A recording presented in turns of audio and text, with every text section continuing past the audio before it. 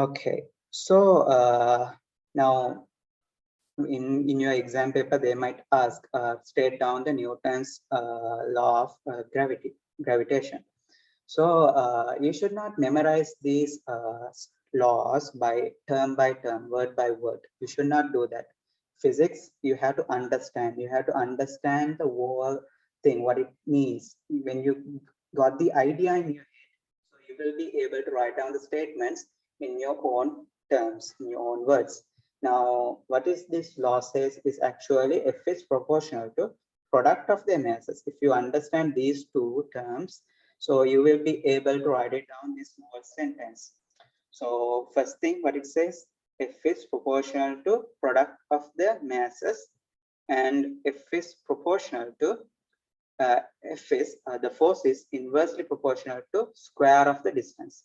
And these two relations, when we put into a sentence, then we will be able to write down the Newton's law of gravity.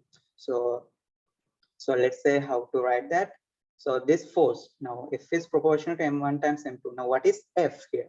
So F is the attractive force between two masses, or more accurately, 2 point masses. Because if I consider this, now here we take the distance from the center of gravity, because now you know what is center of gravity. Center of gravity is the point where we can consider the whole mass of the object is compacted at that point. So it's like a point mass here. This whole M2 mass is like a point mass at this point. Similarly, this whole mass M1, whatever the huge mass it is, still we can consider that is compacted to the center of gravity, so that we can get the distance between those 2 points. So it gives the distance between them. Okay, so now here I can write the attractive force between two objects is directly proportional to product of their masses and inversely proportional to the square of the distance between them. Okay, so it is simple. Good. Now here we got the relation F is proportional to m1 times m2 divided by r squared.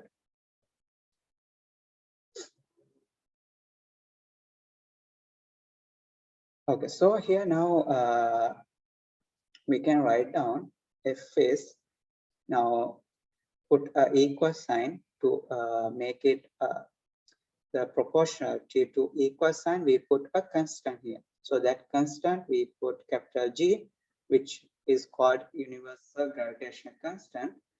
So F equals G m1 m2 over r squared.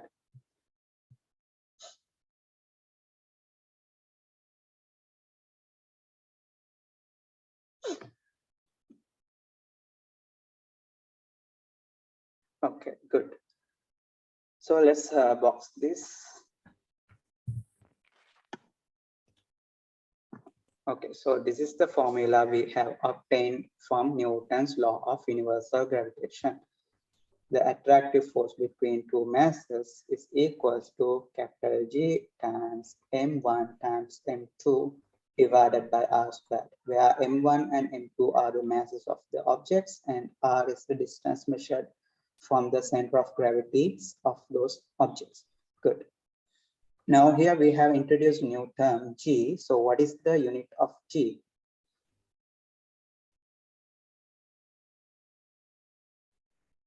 G units.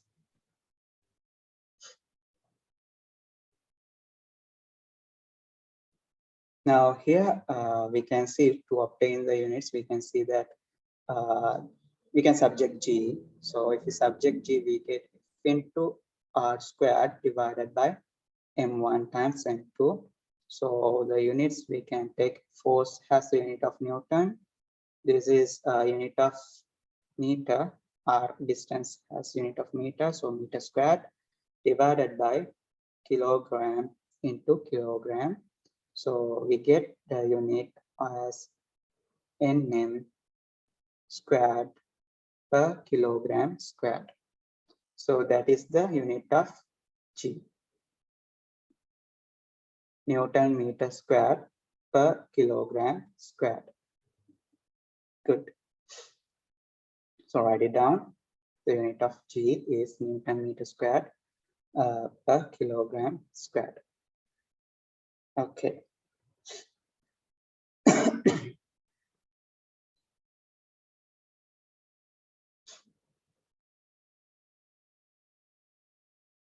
Okay, and then what is the dimension of G?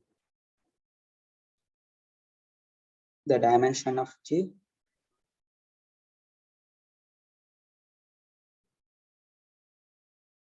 So the dimension of G, we can write it has dimension of sorry.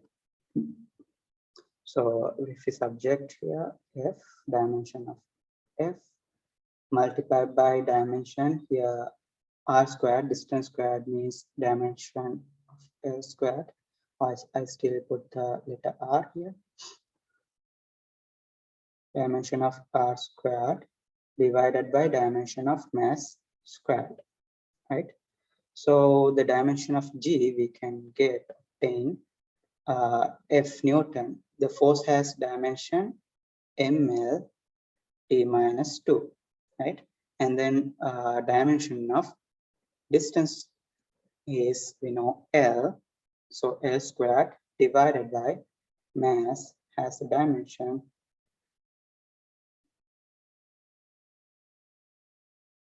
the dimension of mass is n squared, right?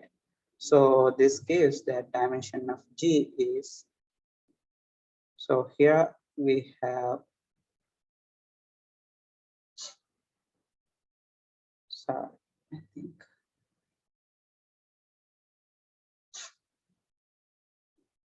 okay, here m squared, dimension of mass is m and square of that. So we get here L cube m minus 1 p minus 2 as the dimension of universal gravitational constant. Okay, got something in the chat.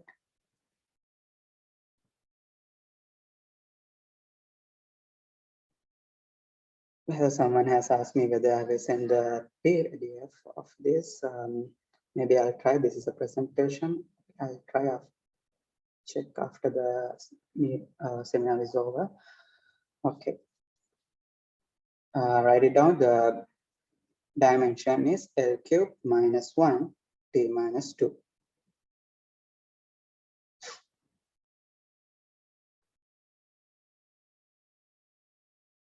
Give me a second.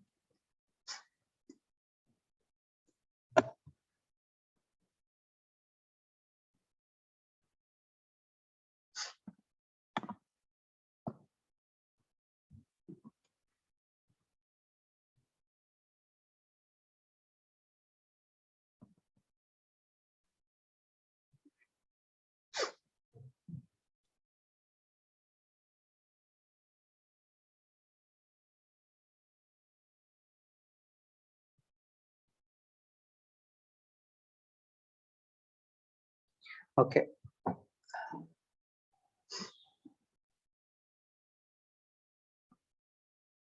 Okay.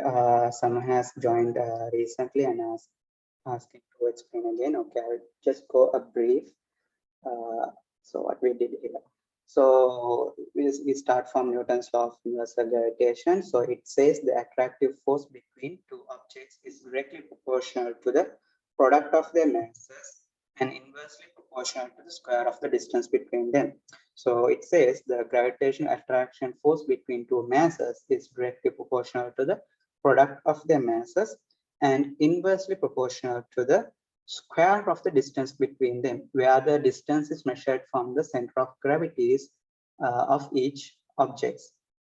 So from these two relations, we can write this is proportional to n1 times n2 divided by r squared, right? So that we can write now from here, we put the proportionality, so it becomes equation. For that we have to put a constant here, right? To put a equal sign, we want to put a constant. So that constant is capital G, which is a universal gravitational constant. So G has unit of Newton meter square per kilogram square, and the dimension of G is L cube m minus 1 t minus 2, and the G has a value. So the value of G is this. Come on. So the value of G is, I can write value of G is equals to 6.67 into 10 to power minus 11. Am I correct?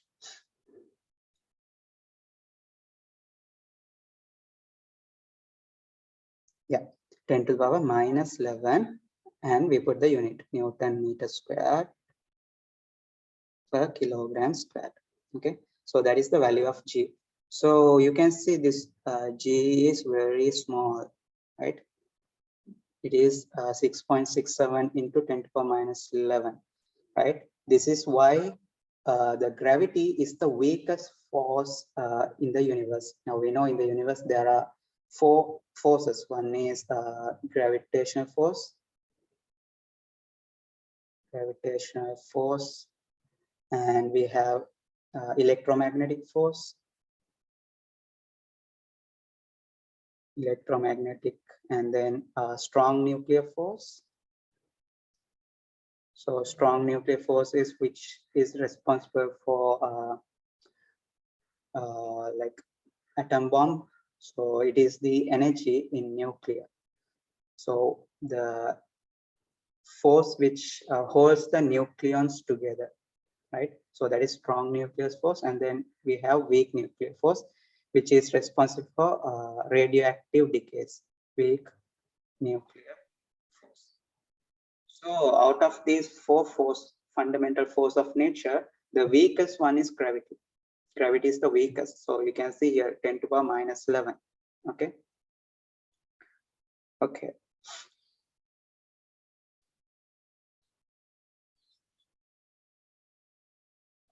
Okay, so gravity is the weakest force. Okay, okay, good. So let's move to the next topic, gravitational field intensity.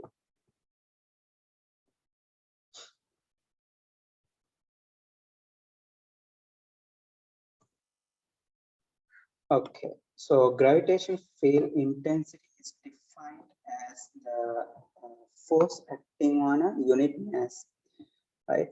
So the gravitational force acting on a unit mass at a point in a gravitational field is the gravitational field intensity at that point. For example, if I consider a gravitational field, so in order to have a gravitational field, we have to have a mass, right? So let's say there's a planet, so there's a gravitational field around this planet. Okay, so in this planet, I'm considering this point, some point, let's say denote as P. So now the gravitational field intensity is the force acting on unit mass. Suppose I take a 1 kilogram mass and place it here. The force acting on it will be the magnitude of the force acting on it will be the gravitational field intensity at that point. Okay. So the gravitational force acting on a unit mass. So unit mass is, we know, it is 1 kilogram, right? In SI units, the unit mass is 1 kilogram. So the force acting on it will be the gravitational field intensity at that point, because the gravitational field intensity varies place to place. So we have to specifically say the gravitational field intensity at this point or at this point, right? We want to be specific at point, right? So the force acting on a unit mass in a gravitational field is the gravitational field intensity at that point, right? Good. So you can draw this quickly and can note it down. Okay, so then now I can write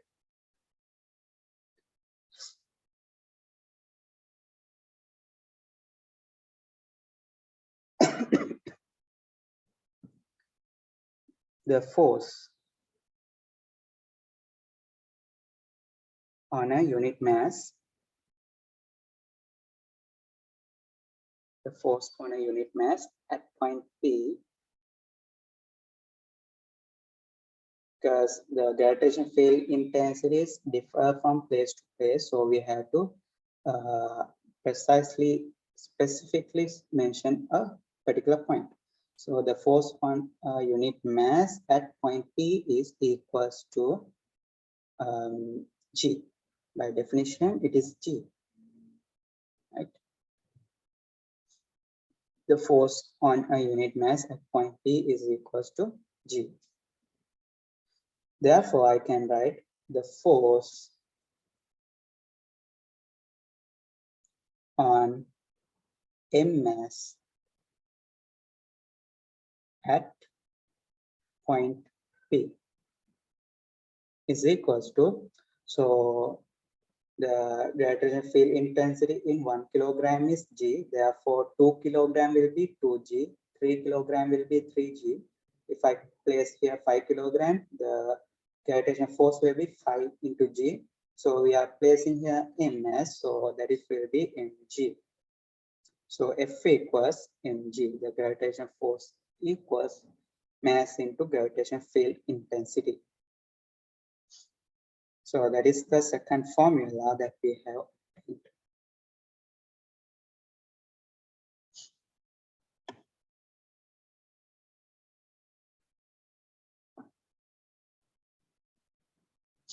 Okay, good. And here G is a vector quantity. Gravitational field intensity is vector quantity. That's why we have to put arrow to indicate that it's a vector quantity. G is a vector quantity. Now down it's a vector quantity. And the units of G, what is the unit of G? Unit of G, that is force per unit mass, therefore Newton per kilogram, right? If you understand the concept, you no need to write the formula to obtain what is the unit of G. It is force per unit mass, so Newton per kilogram. Okay.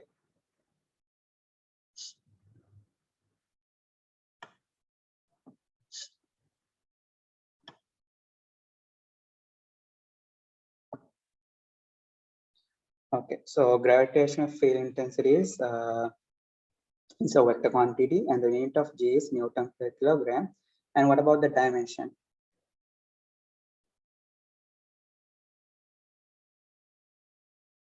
Now, if we look at this formula, it is pretty closer to F equals ma, right? So if I write down here F equals ma formula, F equals ma, so this force, okay, and this mass, so A and G, they should be have the same dimensions, no? So therefore, dimension of G is the dimension of acceleration. So the dimension of G, we can write L T minus 2. Okay. Okay. Good. Okay. And next thing we'll see now, as I told you, the G is differ from place to place. It's not the same if I consider somewhere here, right? And it is different somewhere here. So we will see three kind of places, how the G, what the value of G at three locations, somewhere away from the planet, and somewhere on the surface of the planet, and somewhere within the planet. Okay, good. Okay, all the drawings here. Good. Okay, so gravitational field intensity at various distance from the center of a planet. Okay, so here let's consider a distance point which is far away, somewhere like here. So we are going to obtain the gravitational field intensity at this particular point, which is distance r away from the center of the planet. Okay, for that I considered I placed a mass at that point to obtain the gravitational force gravitational field intensity at that point. So this is the point we want to find the gravitational field intensity. So what I'm going to do is I'm going to consider this point, and I'm going to use F equals ma. So I'm going to use F equals, I can simply use the force acting on ms by the definition from the gravitational field intensity. F equals m into g. F equals mg, right? If 1 kilogram mass is there, so the force is g, so we have m mass, therefore force is mg. Now force between these two masses we can write from the Newton's law of universal gravitation, which is g m m over r squared. Okay, so g m m over r squared is equals to mass times the gravitational field intensity. So we can see clearly that m terms cancel each other. So we'll get now g equals to g m over r squared. So that is the gravitational field intensity from distance simple r from a planet of mass m. Okay, so we have a planet of mass m, and the gravitational field intensity at a point where simple r distance away from the center of gravity of that planet is given by gm over r squared.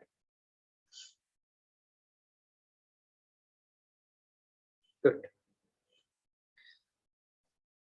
Okay, so here now we can see that g is inversely proportional to r squared. The gravitational field intensity is inversely proportional to r squared. It is proportional to 1 over r squared. Okay, so what it means, if I double the distance, the g will be decreases by 4 factors, no? So if I consider a point somewhere here, from here, let's say another distance r. So distance r at this point, let's say gravitational field intensity is g dash. So g dash is g over 4, right? Because if the distance is doubled, we can see this is r squared. So I show that. So let's see, g dash is equals to g m over distance squared. So distance is 2r, so 2r squared.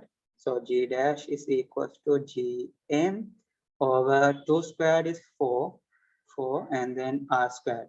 So gm over r squared, no, we know that is equals to g. Therefore, g dash is equals 1 over 4 into g, right? So if the distance is doubled, the gravitational field intensity is reduced by factor of 4. So if intensity is reduced by factor of 4, therefore the force, because we know the force is F equals mg. So at this point, F equals, if I take the same mass m and place it here, so F equals, let's say F dash equals mass times g dash. So F dash is equals m times g dash is, we know 1 over 4 into g, right? So this gives F dash is equals 1 over 4 into mg. So F dash is equals 1 over 4 times mg, we can see that is equals to F. So if the distance is doubled, then the gravitational field intensity reduced by a factor of 4, as well as the force acting on that mass also reduced by a factor of 4. Okay, good. Now, what if I ask you, what if the distance is increased by another distance of r? So the total distance will be 3r. In that case, if the total distance from let's say here to another planet, from this planet to another point somewhere here, the distance is, let's say, 3r. So at this point, gravitational field intensity at this point, let's say g double dash. So g double dash is going to be 1 over 9 into g, right? Because it is square again, so distance is tripled, so 3 squared we get 9. Also the F double dash, the force at this point, if I place a mass simple m here, so F dash is also going to be 1/9 into F. Okay, okay, good. So here we learned that G at distance r away from the planet, somewhere outside the planet, is given by this formula. Okay, good. So that is, I'll note down, put here as a summary, G equals Gn over r squared.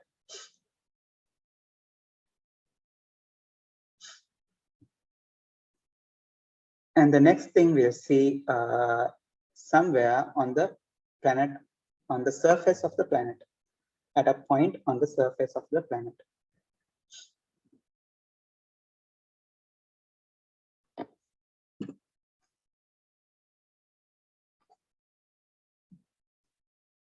Here G equals, sorry, simple G, the gravitational field intensity is equals Gm over r squared.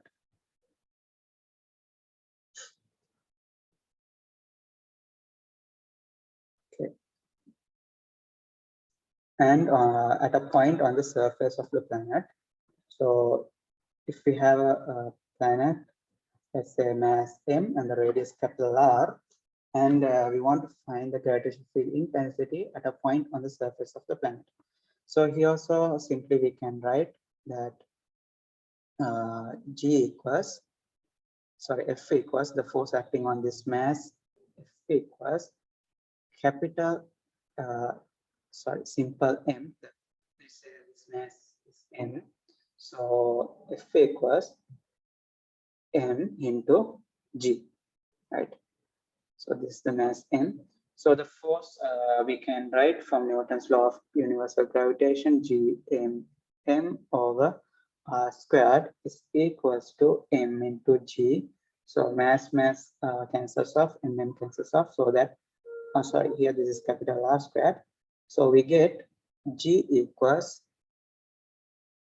Gm over capital R squared. Okay. So that is the formula for the gravitational field intensity at a point on the surface of the planet. Okay, good. And here I can rearrange this formula something like this. So capital G into M is equals to G into R squared. Now this relationship is very useful in solving problems.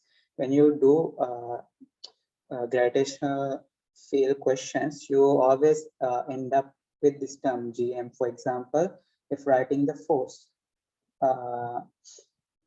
so writing the force, we get F equals Gm m over r squared, or gravitational field intensity, or as later you will learn gravitational potential, potential energy. Here all we see this Gm term.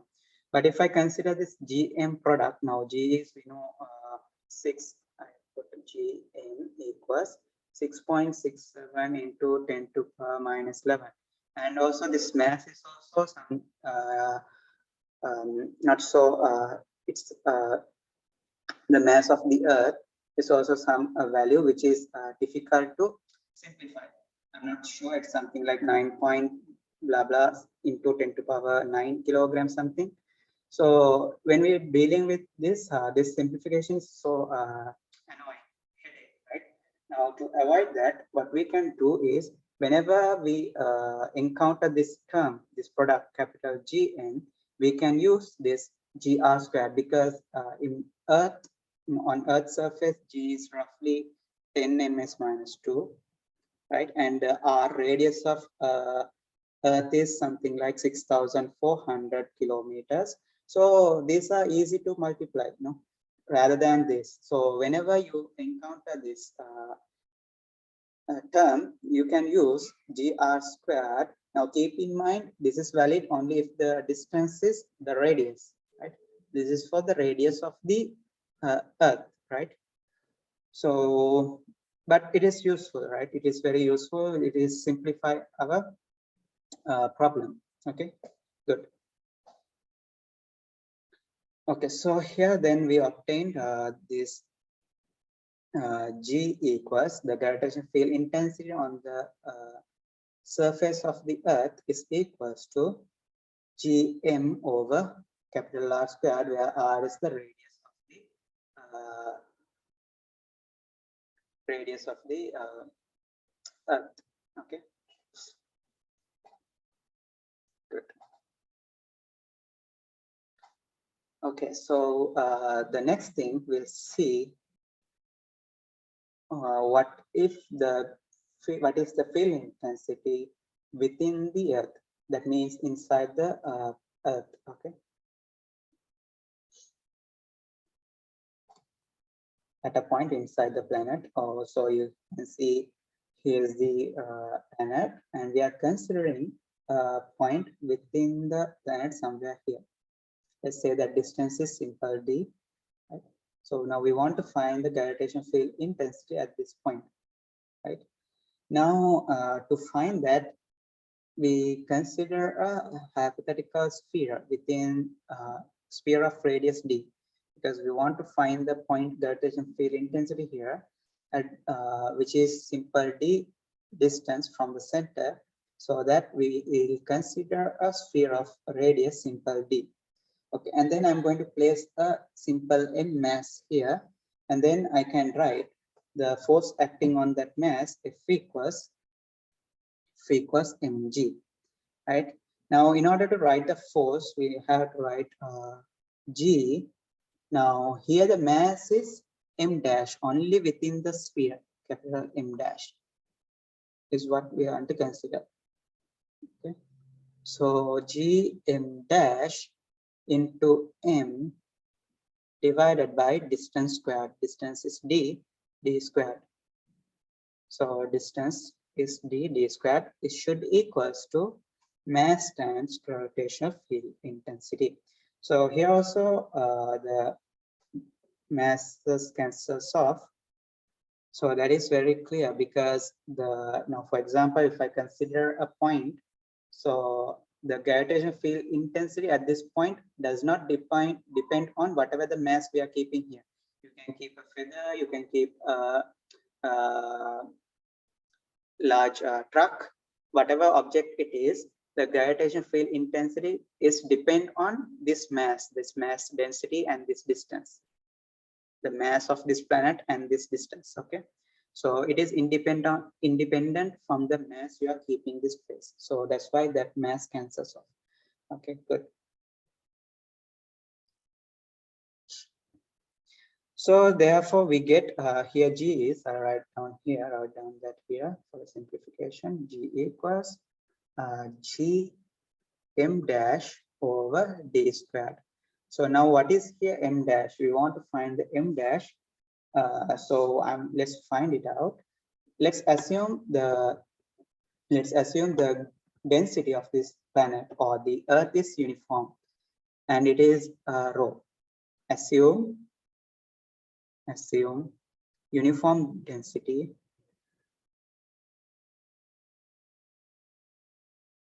and let's take that is to be rho.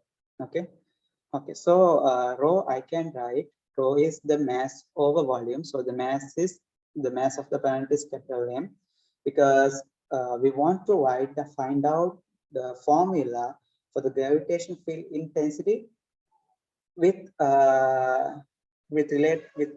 respect to the mass of the planet, not to the m dash. So we want to relate somehow with the mass of the planet.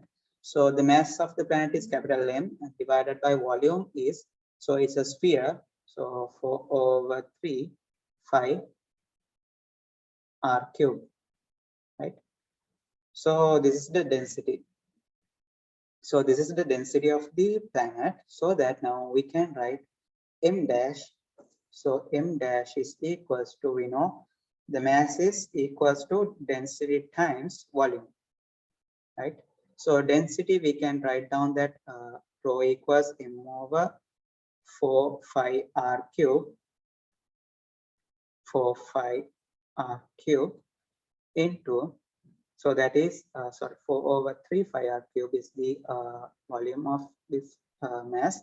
So density is mass over 4 over 3 pi r cube multiplied by this volume. Now we want to consider this volume, volume of the sphere with radius d. Okay, so we want to find that volume. So this has the radius d. So the volume is 4 over 3 5 d cube. Okay. So here we can see these terms cancels off. 4 over 3 5, 4 over 3 5 cancels off. So we get m dash. Here m dash will be, m dash is equals to md cube divided by r cube. Mass into d cube divided by the radius of the earth cube. Okay, so now this is the m dash, right? Now this is m dash. So now we can subject that in this formula, right? In G. Okay, so I write down that here.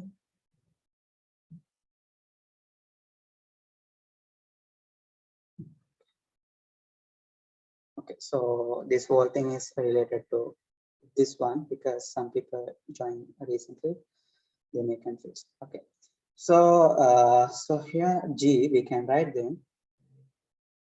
G equals, so capital G into m dash is now m into d cube divided by r cube, and the whole thing divided by d dash.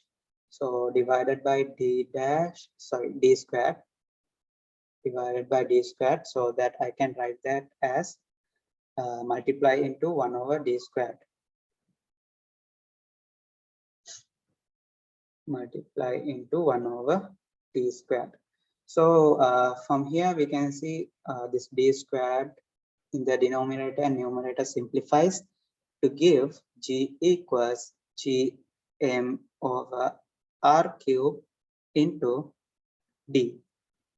So that is the gravitational field intensity at that point, right? So that is the gravitational field intensity at that point. Let's box it.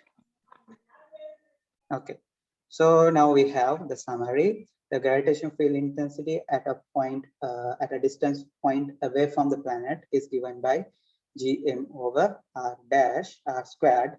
So capital M is the mass of the planet, r is the distance to that point from the center of gravity of the planet.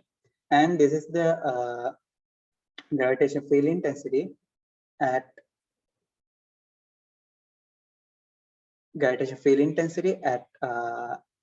point on the surface of the planet. Okay, gravitational field intensity at the surface of this planet. So it is given by G equals Gm over r squared. And finally, we have somewhere within the planet. So within the planet, we can see it is G is equals to Gm over r cube into d. So J is obviously constant. It is a universal constant. Mass of the planet is constant. Because if you consider Earth like a planet, it is constant. But if you consider a planet like Sun, so Sun is a star. If you consider that, its mass is not constant because it is constantly radiating, right? Its mass turns into energy. So the suns, what happens is hydrogen form into helium. So there will be small mass defect. That mass defect uses transform into energy, so that energy we obtain as the sunlight and the other radiation. Okay, so if we consider a planet like Earth, so the mass is constant, it is constant, and the radius is constant. So this whole term is a constant, and this d is a variable. So you can see the gravitational field intensity within the planet is G is proportional to d. Right, it is linearly proportional to d. It is increases as you go far and far, right? And it is also clear that if d equals 0, if d equals 0, g equals, if d equals 0, g equals 0. If you put 0 here, this is 0. That means if you the gravitational field intensity at the center of the planet is 0. Now that is so obvious because if I take a unit mass 1 kilogram and place it on the center of the planet, and it will experience force in every direction with equal magnitude. So the resultant will be 0. So that's why the gravitational field intensity at center is 0. Okay. Okay, now let's see, let's take these informations and let's plot into a graph. Okay.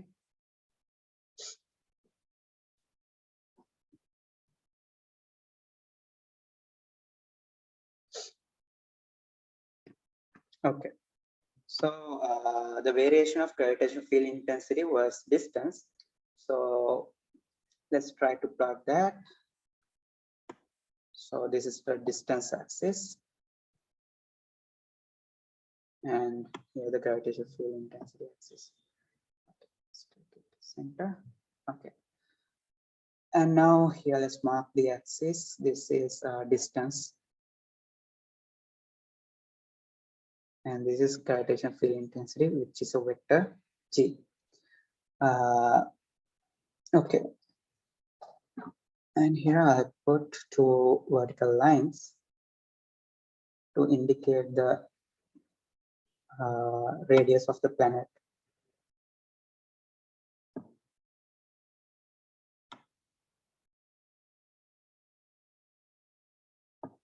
Okay, so this is point R, which is the radius.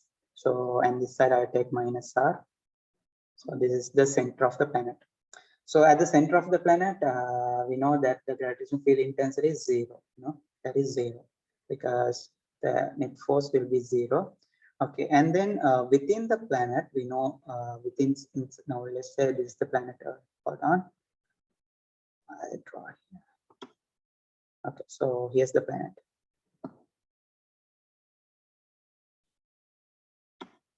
Okay, good. So here's the center of the planet, and it has a radius, capital R. Okay, so that is aligned with here. Good. So now within the planet, inside the planet, we know G is proportional to D. So it's a straight line variation. So in fact, we write down that G equals G m over R cube into D, right? So it is kind of a y equals mx type graph. This is the gradient into this is the variable x. So the graph will be then it will be a straight line. It will be a straight line like this. And at the radius, or that means on the surface of the planet, here somewhere here, we know that G has a value, G equals G m over capital R squared, right? So here this value is G m over R squared, okay? And then somewhere away from the planet, somewhere here, the distance, let's take is simple R. So we know that is G equals G m over R squared, which is G is inversely proportional to R squared. Inversely proportional to the distance squared. Okay. So it will be then drop down a curve. You should not touch the axis because the G goes to 0 as R goes to infinity. Okay. Okay. And then we can expect the same variation in the other side, right? We can expect the same variation or the mirror image of this on the other side. But since the gravitational field intensity is a vector quantity, it is if a vector is in this direction positive, then the other direction we consider to be negative, right? So the gravitational field intensity is a vector quantity, so that what happens, it is double mirror. One is we have to take the mirror image of this, then it will be like this, and then we take keep a mirror here so that it will be comes to this side. So in fact, we take in the only minus value, right? So it is a straight line like this, Okay. Okay. This should be one straight line. Okay. This is one straight line, and then what happens again? This is drops down to zero, negatively drops down to zero, something like this.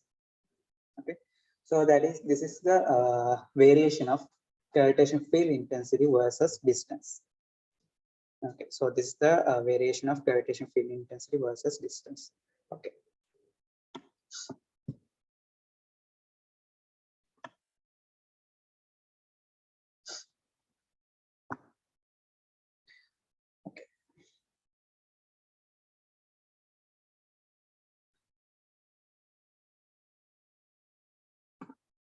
Okay, so here the same thing with a more clear picture. So if you have no time, you can take a screenshot so that you can complete your note later if you are writing down the notes. Okay, so so here we can see it is zero at the center because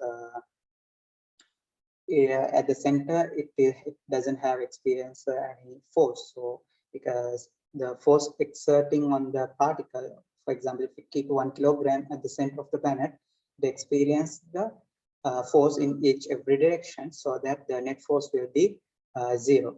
So at the center it is zero, and then it increases linearly, and then somewhere away from the planet, our distance point, it will decreases to be like this, right? Okay, so here I can mention that here it is G is proportional to D, and here G is proportional to 1 over R squared, or inversely proportional to R squared. Now I can read down this in two ways. One is G is proportional to, listen to my words carefully, G is proportional to 1 over R squared, okay, or else G is proportional to, this is G is proportional to 1 over R squared. If I using inversely, then I don't have to use 1 over.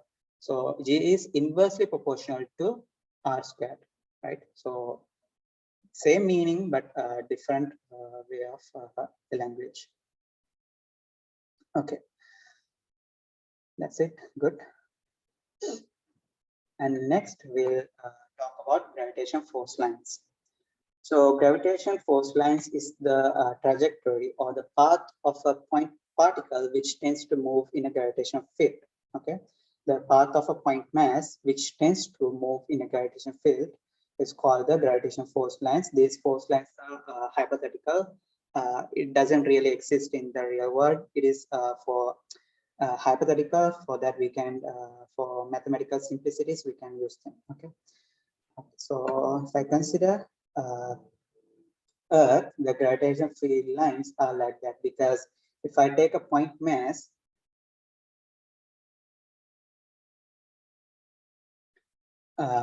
if we take a point mass somewhere here and leave it, if I release it, what happens? It tends to fall towards the Earth, right? So if I take something and place here point mass, it will again, so the trajectory of that point mass will be along this path. So that is what we call the force line. Okay.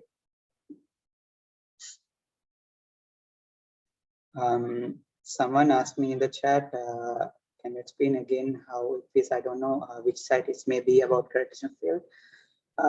Can you contact me after the class so that I can explain you while, because I don't have enough time to go back to again. Okay, good.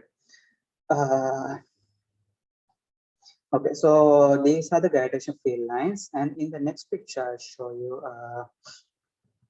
Okay, the graph. So wait, I'll go back to again.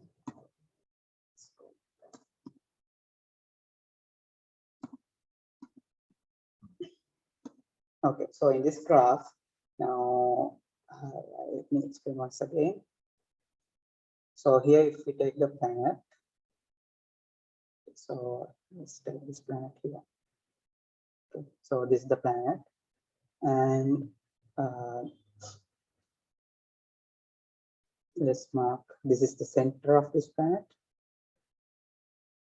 So yeah, at the center, so at the center, gravitational field intensity is 0. That is because within the planet, we wrote down able to derive that G is equal G m over R cube into D. So G is proportional to D.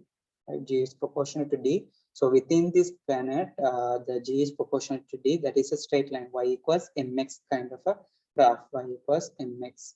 So y is G, gradient is this G m over R cube, and x is D. So we can see if D is equal to 0, G is 0, right? So it is 0 because if I place a 1 kilogram, the definition for G is, G definition is force per unit mass. Force per unit mass, right? Right, force per unit mass. So force per unit mass. So unit per mass is a 1 kilogram. So if you place 1 kilogram mass here, it experiences force in all direction, right? Because in all direction we have mass. The mass is in every direction, and mass distribution in all direction is the same, right? Therefore, the force experienced by 1 kilogram, which is placed at the center, will be equal, and it is in the all direction. So all cancels each other. So if I consider one force component this direction, there will be equal and opposite force component in the other direction. So it cancels off to give 0 at the center, right? So we can see here 0, and then it is increasing like this. And then somewhere away from the planet, G is inversely proportional to R squared. So it will be decreasing like this, right? So the same variation will be expected with the other side, but since G is a vector, if it's positive in this direction, in the other direction it's negative, so that this one will be in negative. Okay, okay, good. Okay, I hope the graph is clear for you, and let's move on. Okay, gravitational force lines. So the force lines are the trajectory of a point mass which tends to move in a gravitational field. And now here in this picture, you can see clearly that here this diagram in this picture here, this one have a larger length and this one has little bit less smaller, and this little bit smaller. That is to indicate that gravitational force or the field is decreasing because G is proportional to 1 over R squared. Also, F is proportional to 1 over R squared. So if you go far away, the distance will be, the force or gravitational field will be decreasing. No? So that's why this variation will be given. Okay, so by the way, here now in these two pictures, they are two-dimensional. It's two-dimensional figures, you know. So actually, the gravitational field lines are in all the direction in the 3D space. In every direction, it will be there, you know. So to visualize that, I give this picture here. Okay, so this is the gravitational field intensity. It will be in all the directions. Okay, not only in one plane, but it's in all the direction in the 3D space, right? Okay, so we have x, y, and z axis. So if we consider here, we have only x axis and y axis, only a two-dimensional. Okay, okay, but actually it is a three-dimensional thing. So to visualize that, we can use something like this. Okay, good. So these are the gravitational force lines. Okay.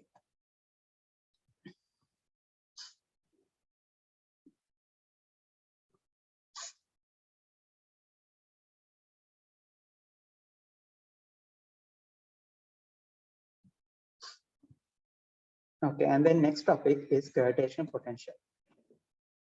Okay, so let's see what is gravitational potential. So first, I can say that is the amount of work done in bringing a unit mass from infinity to a point in a gravitational field, right? So the work done in bringing a unit mass, so unit mass is 1 kilogram, to a point in a gravitational field from infinity. So we are, what basically happening here is from infinity. So we know actually where the infinity is, but this is a theoretical. This is a theoretical construction of gravitational potential. We take a mass from infinity, 1 kilogram mass from infinity, and let's say we have a planet here from infinity. So this is the infinity. From infinity, I bring a 1 kilogram mass to this point. So in order to bring that, there will be some amount of work done by the field. right?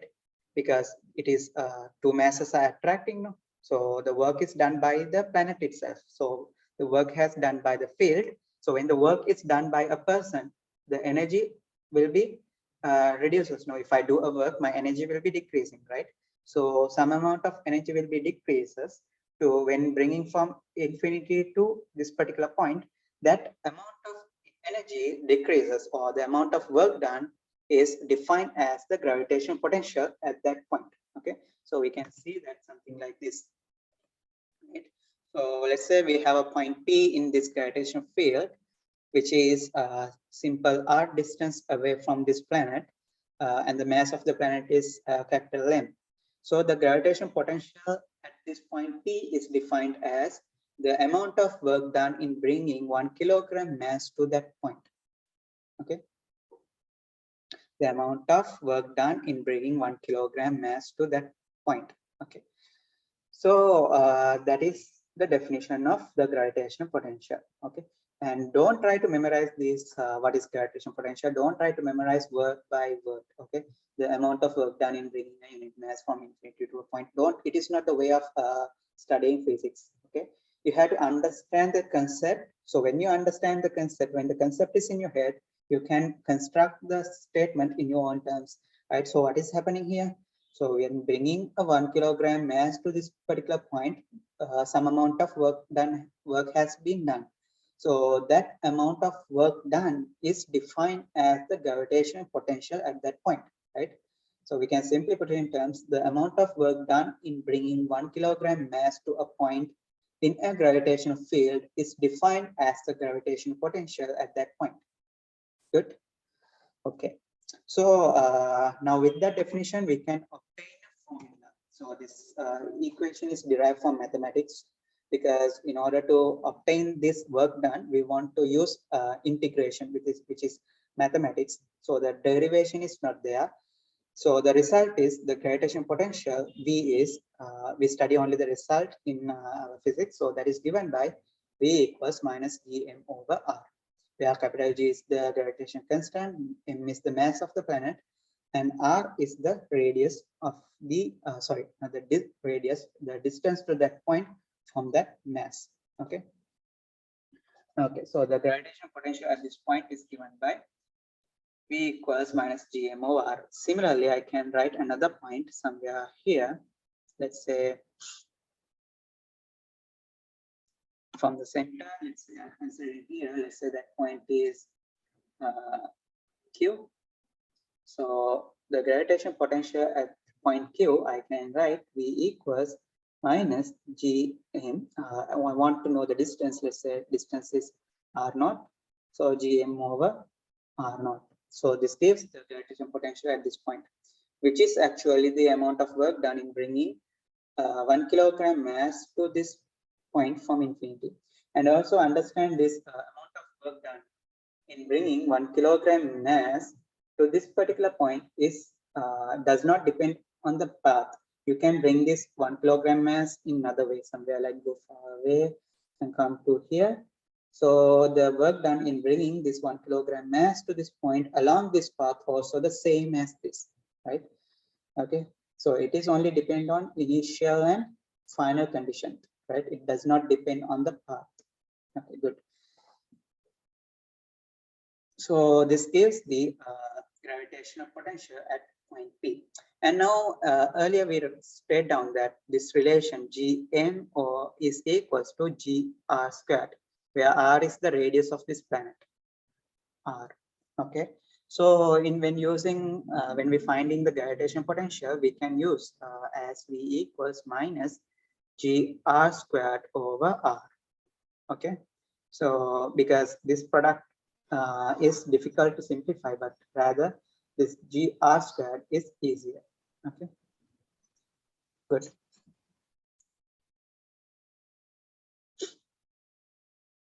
And the unit of potential. So potential is, now I can obtain the potential by considering this formula.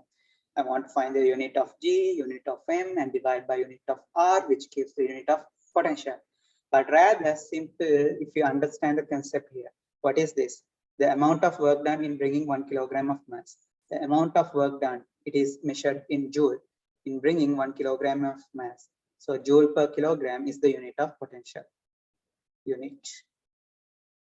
Okay. Okay, and then dimension of potential V. So dimension of potential is we can write dimension of energy divided by dimension of mass. Or as you can obtain from here as well, dimension of this product divided by dimension of this. Okay, so either way you can obtain the dimension of the potential. So energy is we know ml squared T minus 2 divided by m. Right, am I correct? Yeah, energy ml squared T minus 2 divided by m, so which gives that dimension L squared T minus 2. Okay, good. Now, as a A-level student, as you are preparing for exam, you should be knowing the dimension of force. If someone asks what is the dimension of force, in one shot you should be able to write down, which is ml T minus 2, and the energy and pressure. So you should be able to note down this and the momentum, and the angular momentum, right? Because these quantities we can see in everywhere, and kind of intensity, power. So if you know the dimension of these things, you quickly suddenly you can take it, write it down rapidly, then it will be life-saving. You can save your time. Okay, so list out some important physical quantities and try to get used to that dimension, so which is really helpful for you in your exams. Because like you can, from this you can take 1-2 marks, right? So it will be useful. Okay, good. Okay, so yeah, and this potential is a scalar quantity. It's a scalar quantity. Scalar quantity. Okay, good.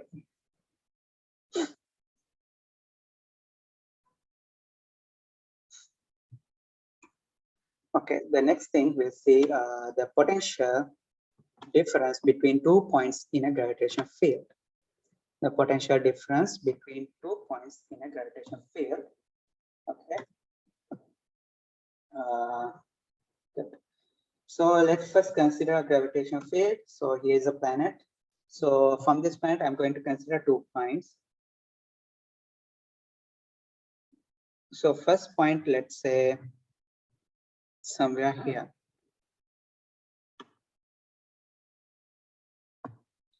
And take another point here.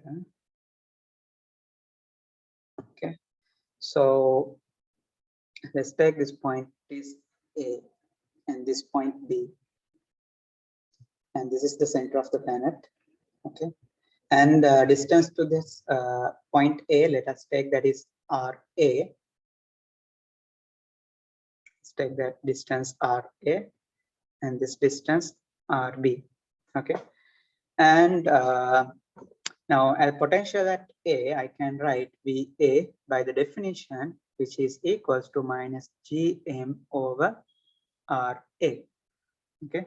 Similarly, the potential at B, VB is equals minus GM over RB, which is the amount of work done in bringing a point mass to point B from infinity. So somewhere from infinity, bringing a point mass to 1 kilogram, mass to unit mass to a point B. So some amount of work has done. That amount of work done is minus GM over RB. And here I forgot to mention one thing. Let's get back to the previous slide. Yeah. Okay, in the previous slide, we said that the work potential is the amount of work done in bringing a 1 kilogram mass from the infinity. Here we define that the potential at infinity is 0. Okay, the potential at infinity is 0. Now that is why we get here minus, because when I mean here the potential V equals minus GM over R, it is because it is reduces energy, right? So we know the bringing a point mass, 1 kilogram mass from infinity to this point, the work has done by the gravitational field or the planet, right? When the work is done, it loses energy, right? So when loses energy, the energy at this point of the mass should be less than here, no? So here the energy is 0. So whatever the value here, potential will be always less than 0. Therefore, potential is always a minus value. Okay. Okay. So potential is always a minus value because we define that the potential at infinity is 0. Okay. This is you can mention that in this figure. Okay. Good.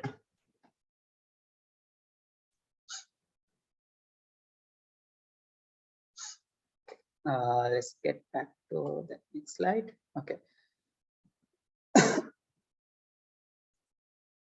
Okay. So the potential at A is minus GMO-RA. Potential at B is minus GMO-RB. So here what we want is the potential difference between B and A. So let us assume that I am moving a point mass from A to B. Okay. I'm moving up 1 kilogram mass from A to B. So let's say from 1 kilogram. So the potential difference of this mass 1 kilogram. So I can write the potential of 1 kilogram at when the particle is at B. It is minus GM, or I can just write down VB. So that is VB. And the potential of 1 kilogram. So when I bring that mass to point A, the potential at that point place is at A is VA, right? So the potential difference, give me a second.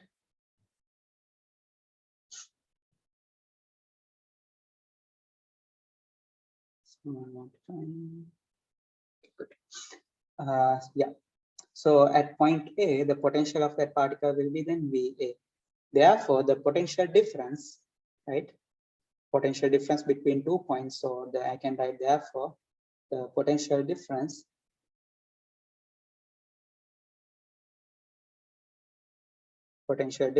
is so VA minus VB, final potential minus initial potential, VA minus VB. So VA minus VB, we can write that as VAB, right? We can denote that as this, the potential at A relative to B, potential at A relative to B, which is VA minus VB. So that is, we can write now VA is, we know, minus GM over RA minus GM over RA minus VB is GM over RB bracket minus GM over RB. Good. So let us simplify this. So I put here VAB, the potential difference between A and B, or potential at A related to B, which is equals to, here now we can see if I consider this term and this term, minus GM is common. So I pull that out, minus GM. So if I take minus GM from this term, the remaining is 1 over RA, 1 over RA, and here minus, and this 1 over RB. Good. So that gives the potential difference between these 2 points. Okay. So which is, I can write down VAB is equals to minus GM times 1 over RA minus 1 over RB. Good. So here also this potential difference is independent from the path. You can take this mass from this way and to here, like this path, still you get the same potential difference. Or you can take somewhere from like this way and come to here. it's again going to be the same. The potential difference between 2 points is only depends on the position, right? This point and this point. Okay, it does not depend on the path. Okay, so the VAB is, then we get minus GM into 1 over RY minus 1 over RB. Okay, good.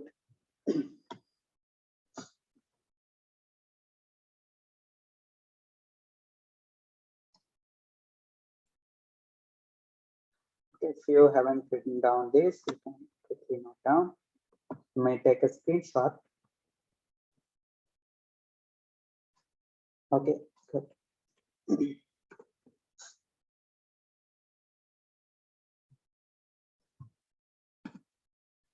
Okay, and then for gravitational potential energy. So gravitational potential energy, let's say we have a planet.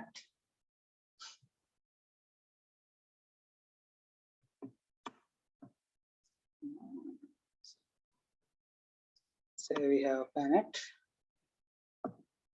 and let's say we want to find the gravitational potential energy at this point. Okay, let's say this point is P. Okay, and the distance to that point from here, let's say that is simple r. Let's take that simple r. Okay, and we know the potential at this point. Let's say the mass of this planet is capital M. Therefore, potential at P, let's say BP is the potential at point P. It is equals to minus Gm over R, right? So the gravitational potential energy is if I place a mass here, if I place a mass at this point, the energy acquired by that mass is the potential gravitational potential energy of that mass. So let us keep a simple mass here, right? So now I can write the potential energy per unit mass. Per unit mass means 1 kilogram.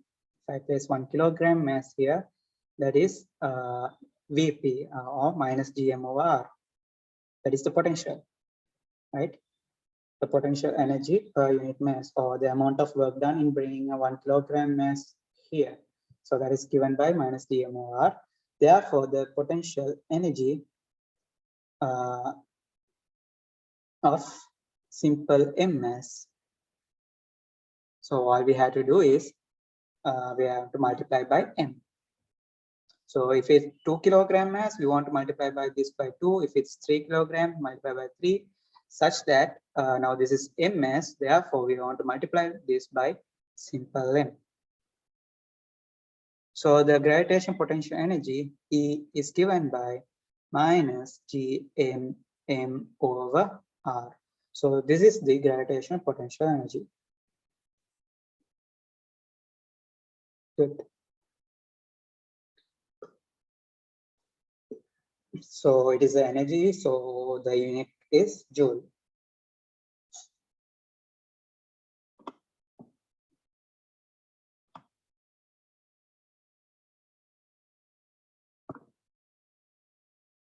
Okay, good.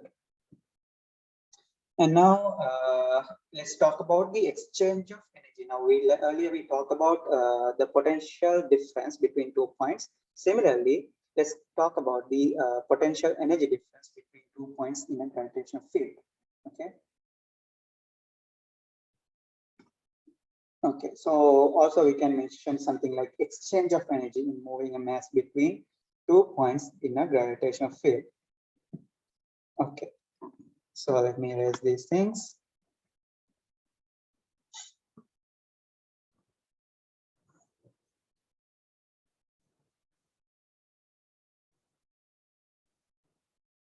Okay, so now we learned that the gravitational potential energy for this scenario is given by E equals minus G M M over R. Okay, and now let us take this point as A. Let us take here for this point is A and distance R A. And let's take another point from here. Let's take that is point B.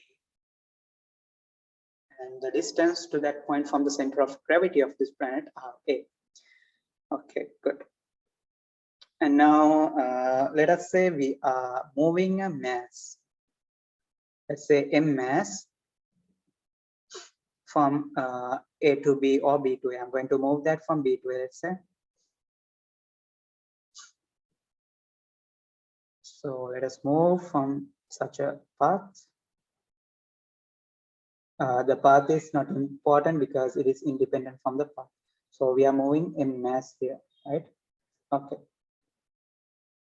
So let's say this particle have mass m.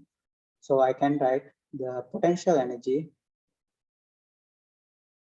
of the particle. So actually this gravitational potential energy of the particle when it is at B. So when is it at B, I can write let's say EB. So I can write EB is equals to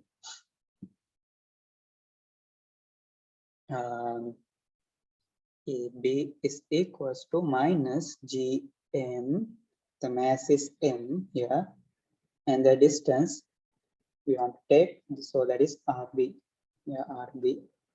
Sorry, in my figure I have used a different one. Let's take a look.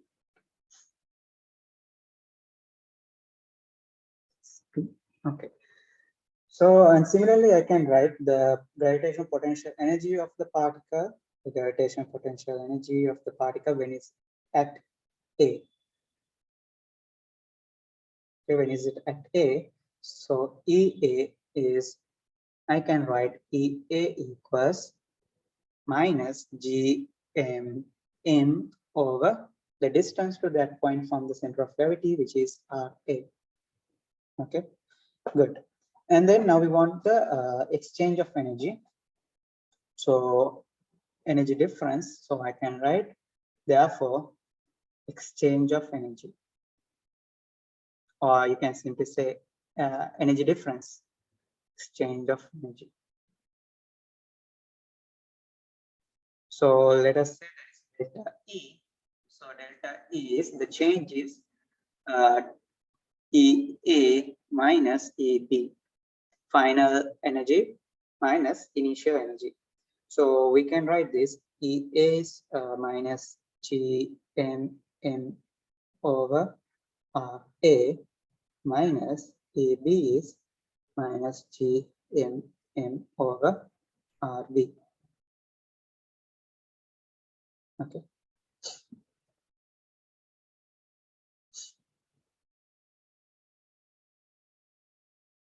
B. Okay.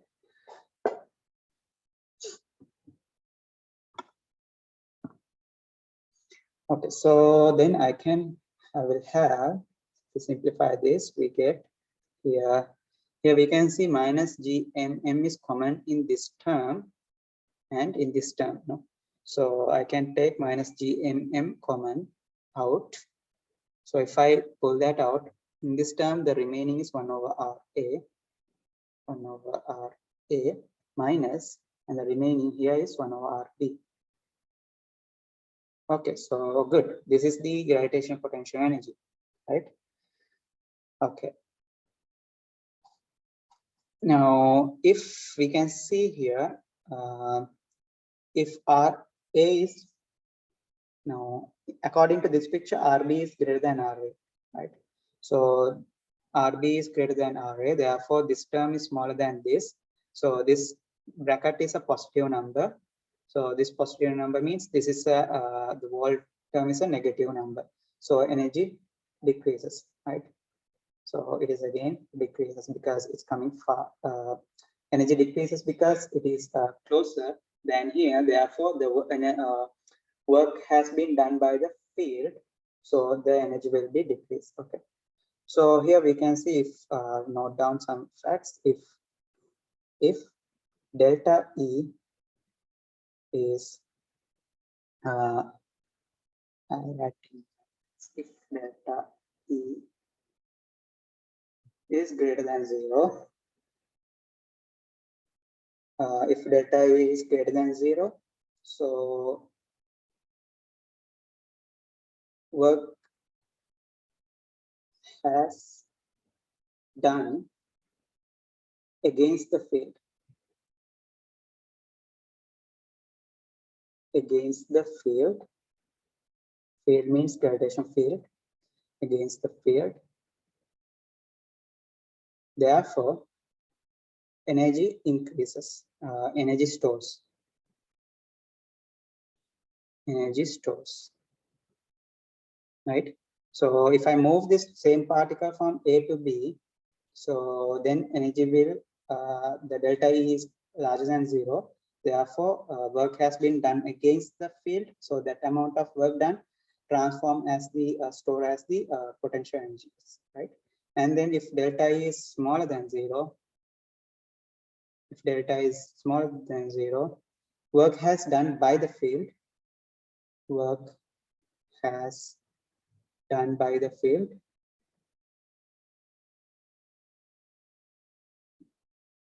So as a result, energy releases. Energy releases.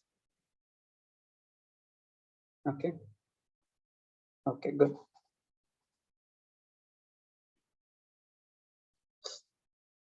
And if delta equals 0, and if delta equals 0, so no any exchange of energy, right? So it's like you are moving a particle from same distance somewhere here, let's say point C, but the distance is same as RA, right? So if mass is the same and the distance are same, therefore I can see EC is equals to EA. So moving from here in whatever the path to A, so no any exchange of energy, right? Good. If you haven't finished writing these things, you can take a screenshot. I give you 3 seconds. Yeah, good. So I'll continue this. And let's move to the next one. See the time.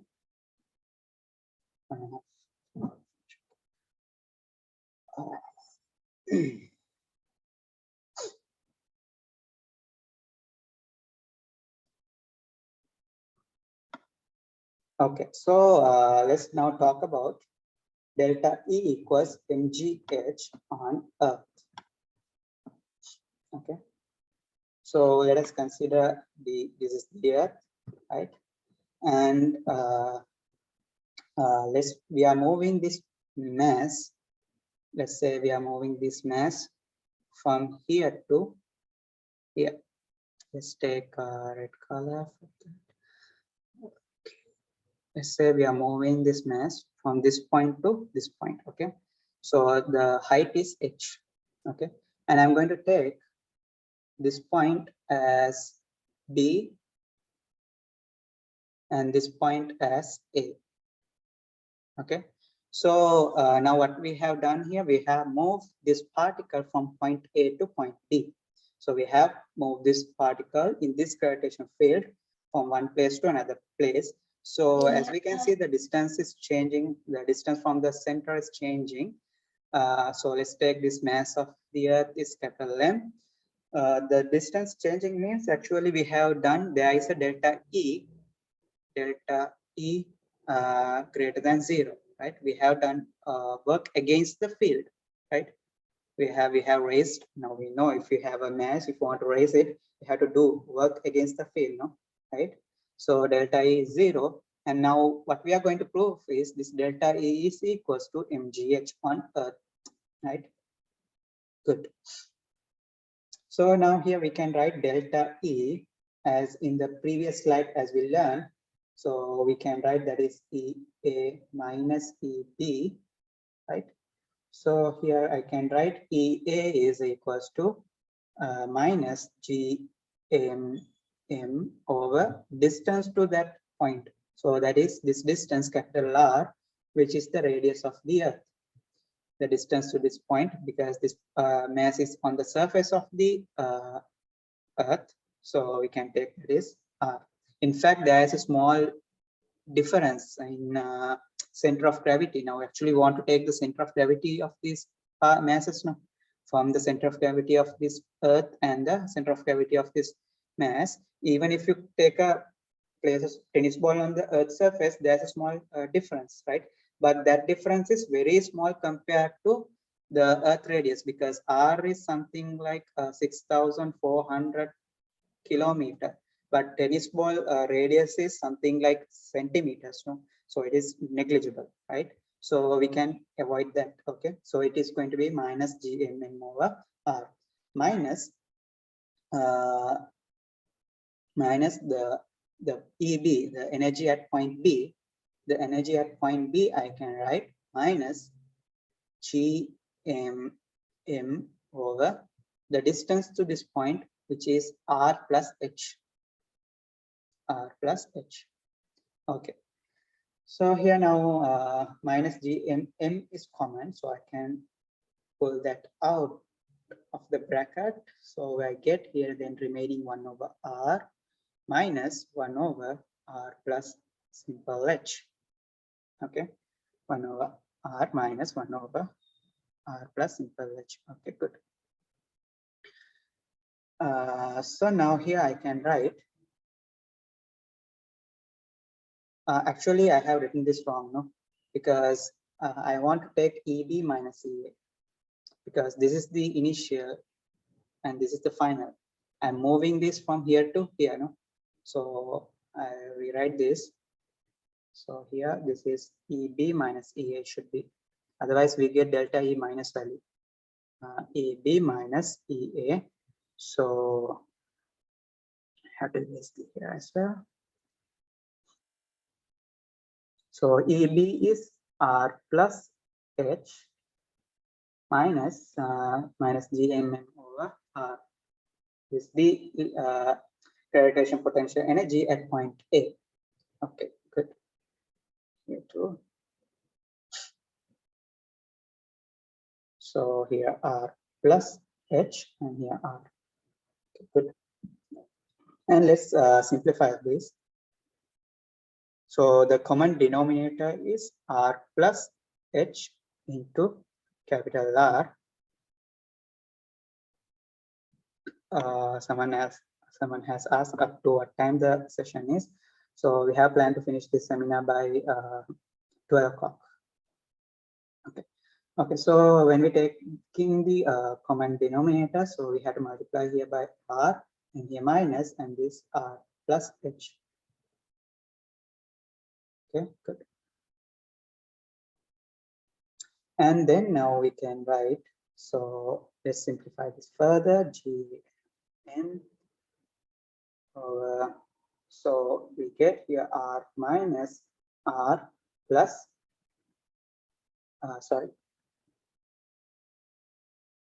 multiplying this by minus, here minus R and this minus H. Okay. And then whole thing divided by R plus H into R. Okay. Okay, so here we can see that plus R and minus R cancels. Okay, and then here we come to assumption, not assumption, approximation that R plus H is okay. I can write first here for that R is very much greater than simple H, because R is something like 6,400 kilometer. R is roughly 6,400 kilometer, and H is now, let's say we are rising a ball, moving object from first floor to another floor. So these are in the range of meters. No, even if we consider 1 kilometer, something like 1 kilometer height means flying high. No, even if we consider like 1 kilometer as H, still it is negligibly small compared to this. No, this 6,400. It is something like you have a 6,400 rupees and someone taking 1 rupee from that. So it is it's like negligible, right? So therefore, what we can say is R plus H is approximately equal to R, because H is very small compared to R.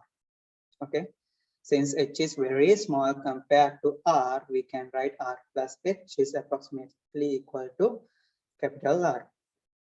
Good.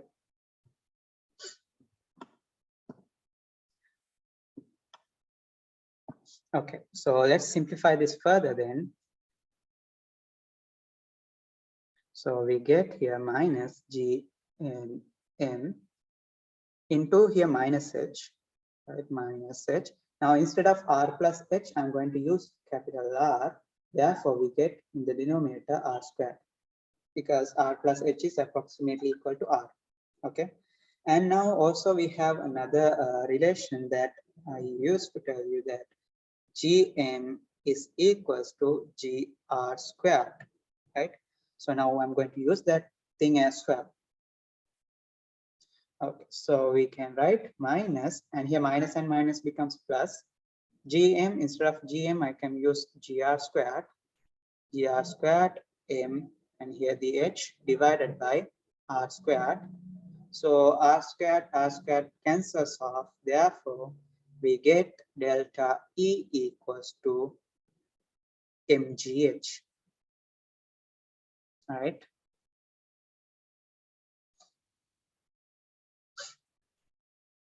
So delta E equals mgh.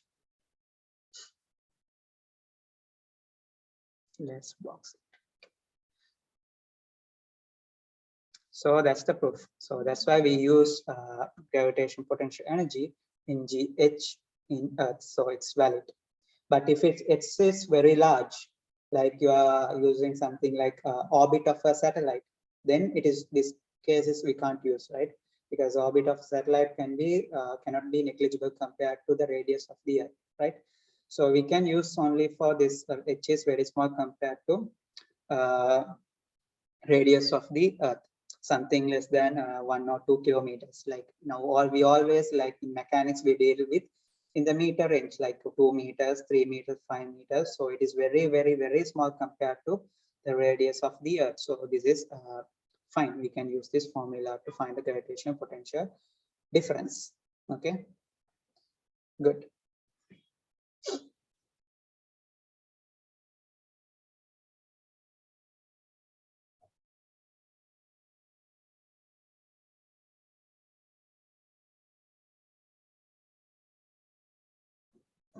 Someone has asked whether I will be discussing the questions. No, we have planned only to cover the complete theories by today. So in case if the time allowed, we will do 2-3 questions, right? I think that time won't be enough. Okay, so this the delta is equals mgh on Earth. Good. Yeah.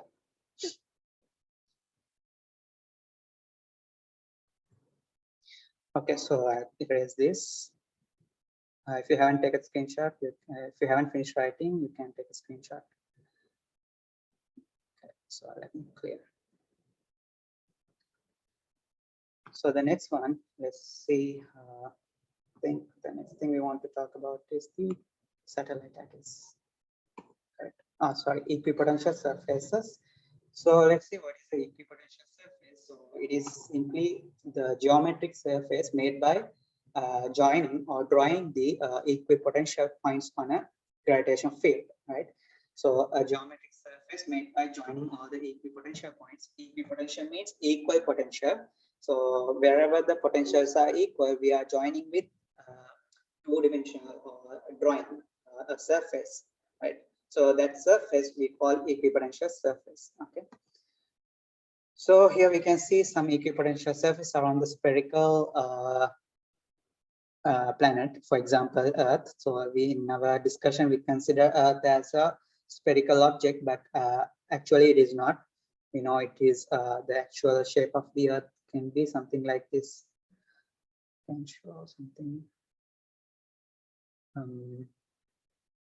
Yeah, it could be. It is little bit like this due to Earth's rotation. Right? Due to Earth's rotation, its shape is a little bit like this. To see this, you can take a tennis ball or some balloon, not a balloon, like that blowing ball, like you can buy in some carnivals or something. So you take such a ball and kick from one side. When it's rotate and move, you can see that its shapes will be, the sphere will change into something like this. Even you are hitting a tennis ball, you sometimes when it's rotate and moves, you can see its shape would look like this. So Earth's actual shape is little bit kind of this due to the Earth's rotation. Okay. Anyhow, we in our discussion in the gravitational field unit, we consider Earth as a spherical object. So the equipotential surfaces, we can see this is one equipotential surface. So even though it is a line, a circle, it is actually a sphere around the planet, right? It's a 3D surface. Okay.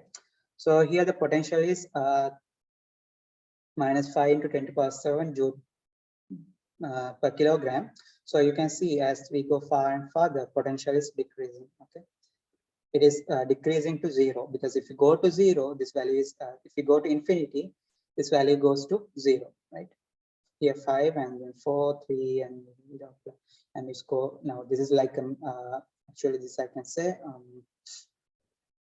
this is minus 50 megajoule per kilogram, right? Okay, good.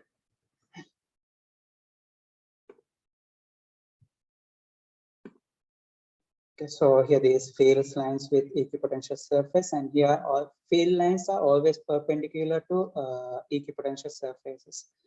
Okay, so field lines are always perpendicular to equipotential surface. So here we can see one equipotential surface, and the field lines is it is perpendicular to it.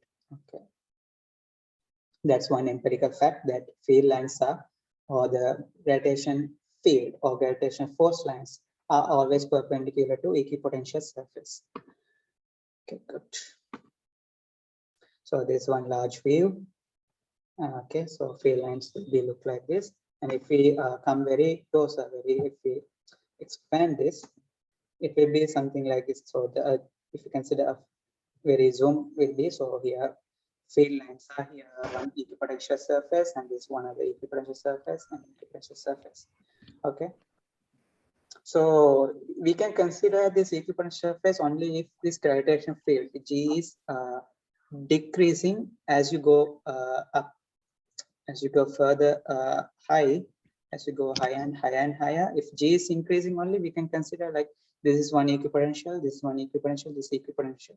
But in our mechanics, right, we consider G is constant, right? G is constant in our mechanics, right? Now, for example, in projectile motion, so here we consider the same G, and here you consider the same G, because this distance is negligibly small, because we G measure, G is actually Gm over R squared, where R is measured from the center of this. So this is very big, large value. So this difference is very small compared to that. So we consider this a uniform gravitation field. So in uniform gravitation field, we cannot mention something like, we cannot draw something like this, because here everywhere is potential is same. Gravitation potential is same, because that is what we consider in our mechanics, like projecting a mass vertically upward or under an angle. In all this case, we consider G is a constant, G constant. So G constant means here everywhere the potential is same value. Okay, so that is another extra point. Okay, good.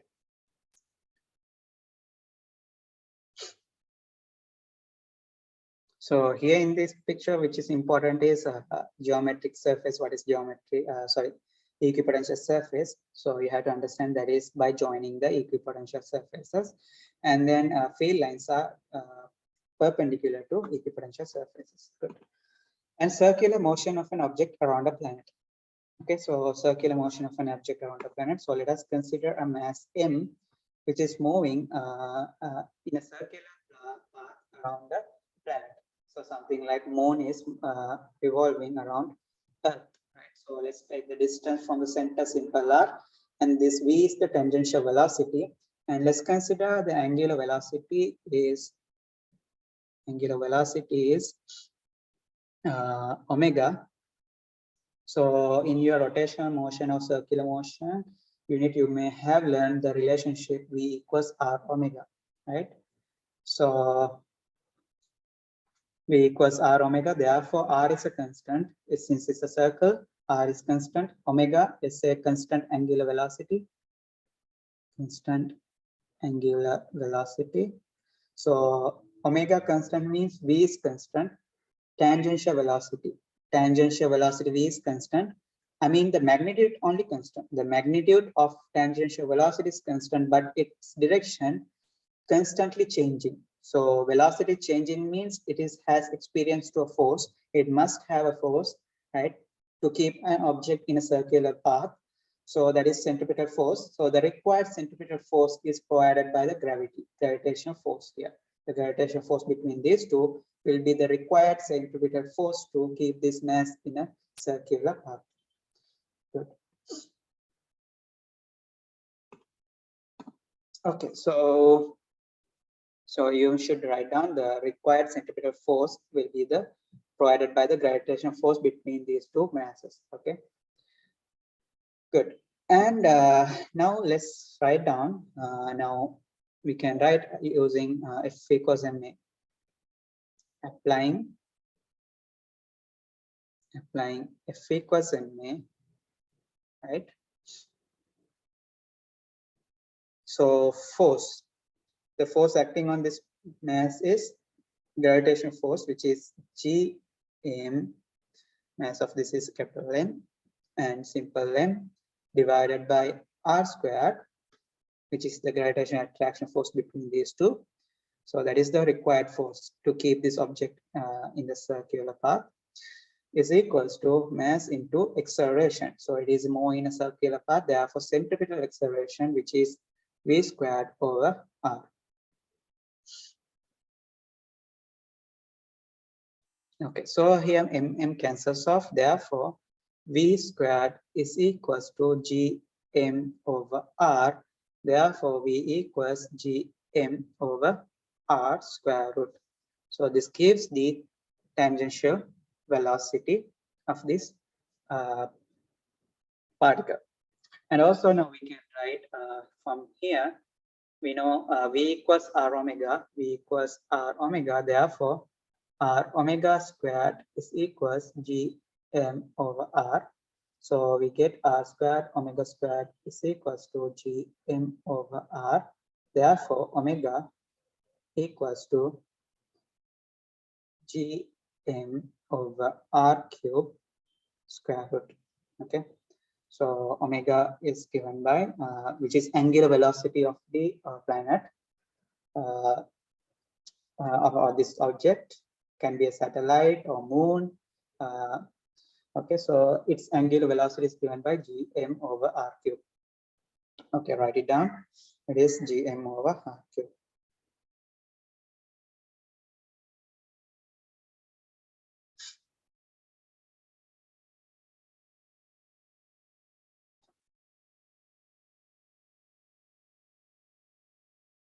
Okay, and the next thing, if this object is moving closer to the Earth, something like we can say, let's say something moving closer to Earth, something like here, right? So r is approximately equal to the distance, then r.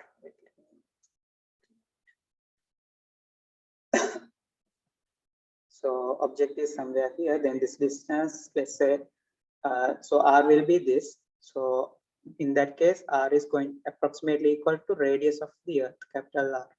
So if the object is moving closer closer to Earth's surface. Closer to Earth's surface. So we can write R is approximately equal to capital R, and also we know G is equals GR squared. So we can write V equals, for here GM I use GR squared divided by R. So R is approximately equal to R, therefore I can use R here. So which gives GR. Okay.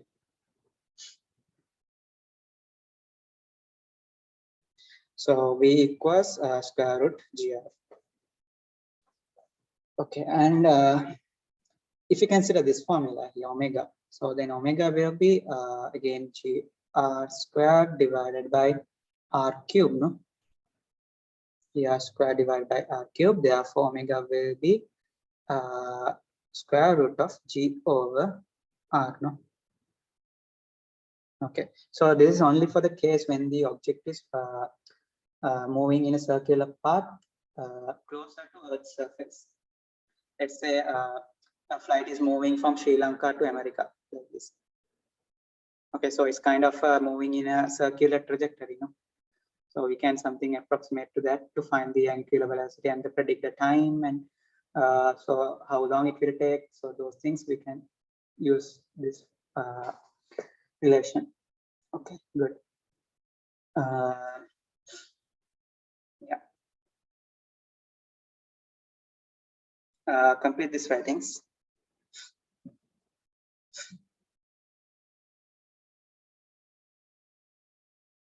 Okay, so the time now.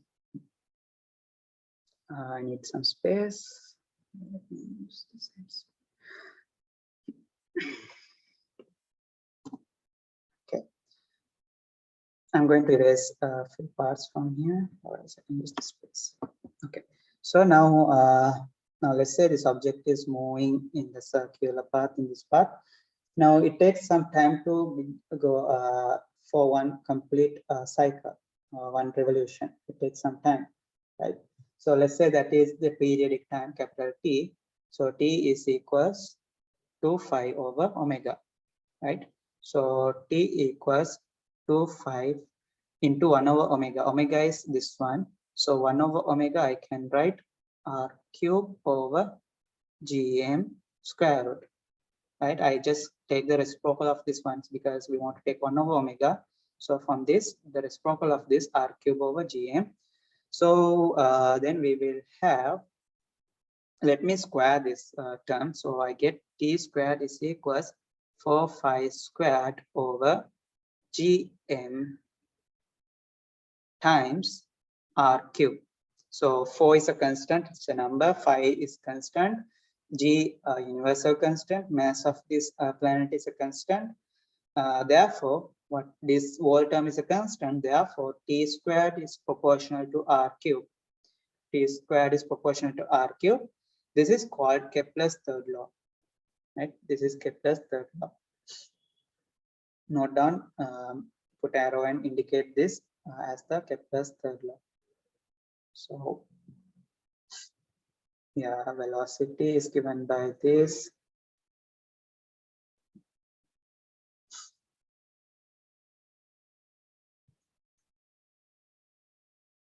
And this is the Kepler's third law. The square of the period time is proportional to the distance q, right? In words, we can write the square of the period time is proportional to the cube of the distance to this particle from the center of this planet.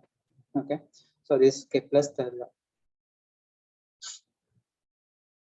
And now here, if I consider something like this, let us say I'm going to erase this part.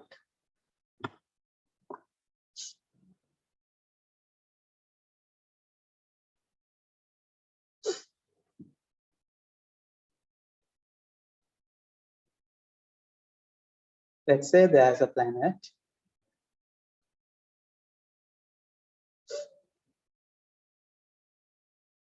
Here's a planet,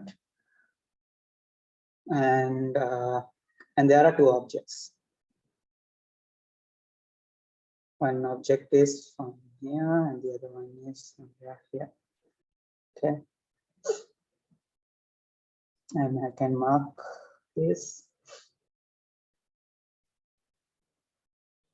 Let's say here the one object, something M1,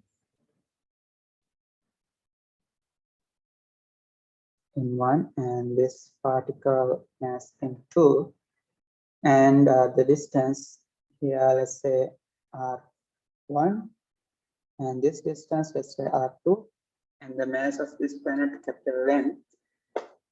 Here, one more thing I want to mention, that this velocity, the velocity or the angular velocity or the straight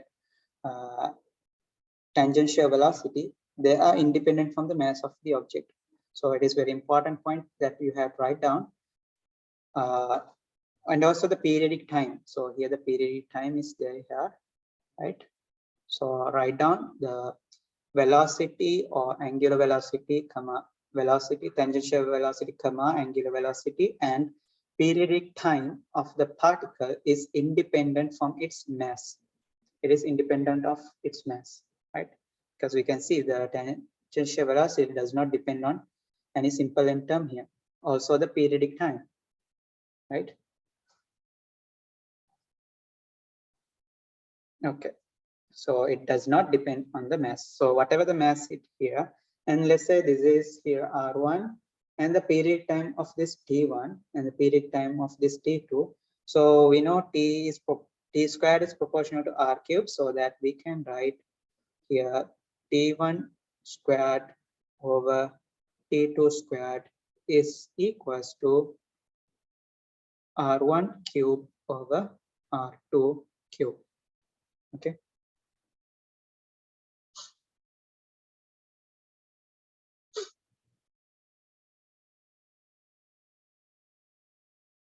Okay.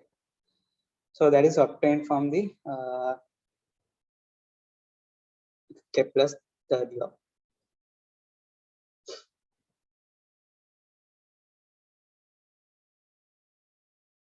Okay, I'm going to clear all these writings in this page. So if you haven't written down yet, you can take a screenshot. Well,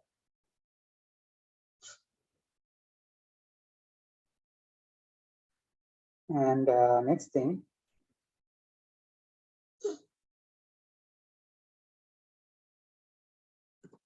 so our topic next is satellite.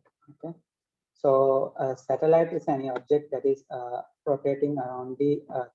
It can be moon, it can be any spatial object or any other satellite, artificial satellite. So these are actually artificial satellites, right?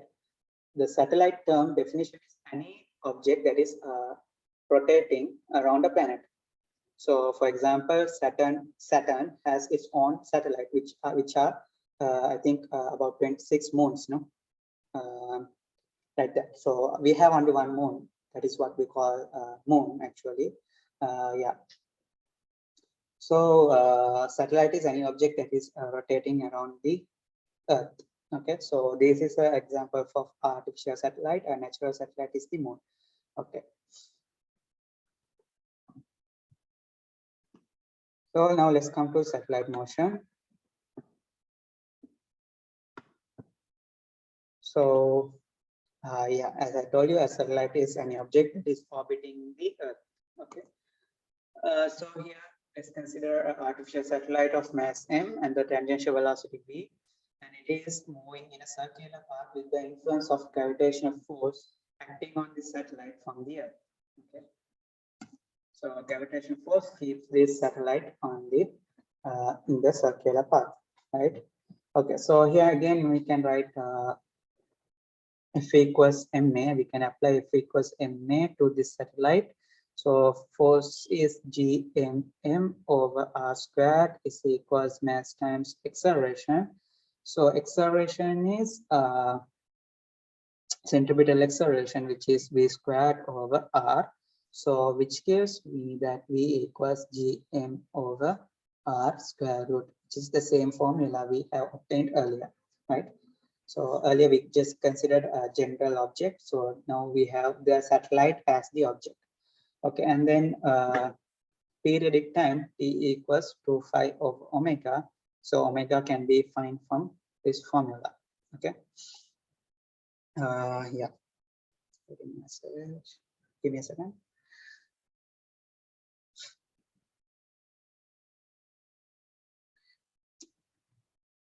Okay, good.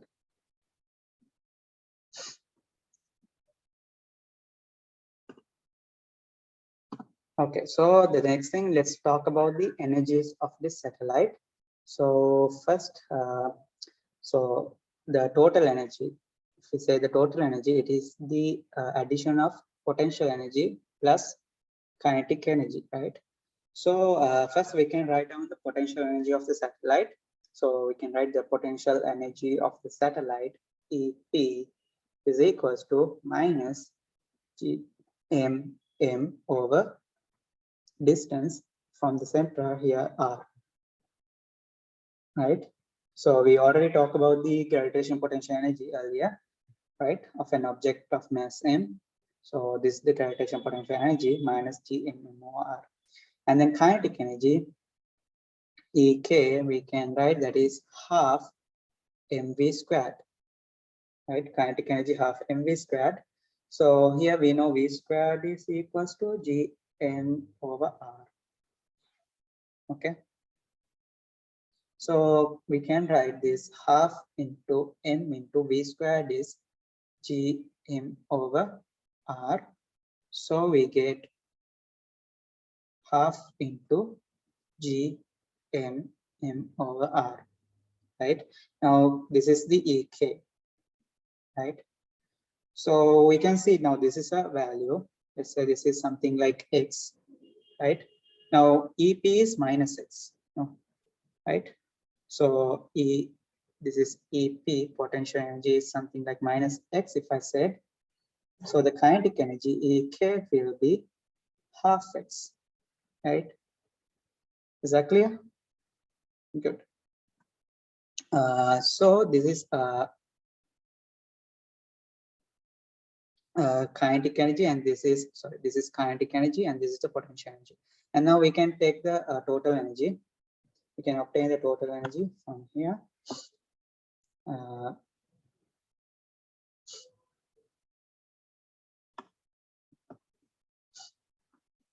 So the total energy, E total, is we can write EP minus Gn m over r plus half into Gn m over r.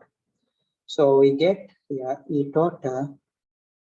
So this becomes, so this is minus a number, and that this is half of it. So this is actually minus half of that number, minus G in m over r, right? Is that clear? Because as I told you, E is minus x, so E k is something like half x. So if you add these two, so you will get actually minus half x. So this is minus half into Gm over r. Okay, so this is the total energy. Good. So I will rewrite that here. So the total energy, E total, is equals to minus half into Gm over r. Now here this total energy is minus, indicating that it is stable, right? Indicating that it is stable, that means it is stable.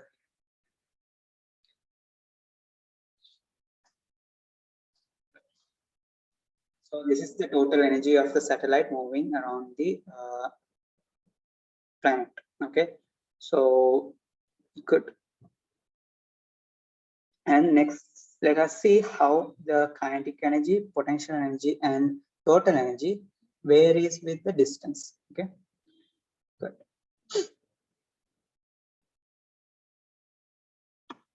You may take a screenshot if you haven't write down yet. Yeah.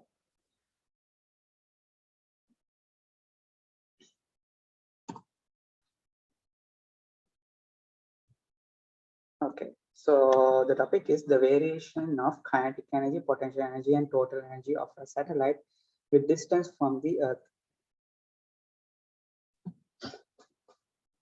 Okay, so let me draw that.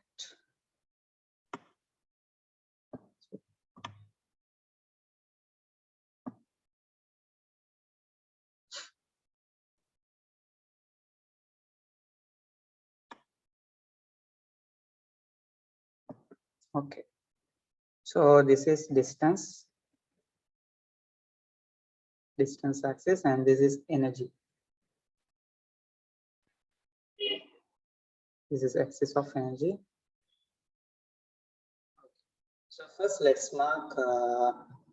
First, I will now write down here the energy terms. Ek is, we know, half Gm over R, and Ep, it is minus Gm over R, and the E total is minus half Gm over R.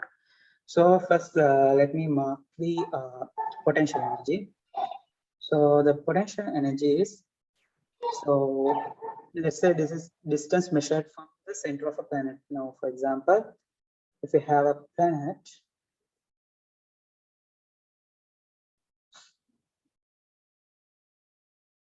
okay, so we measure the distance from the center, right? So when it's start to measure from the center, the satellite cannot be here, no. So it can be some limiting somewhere like here. So let's start to draw from here, okay.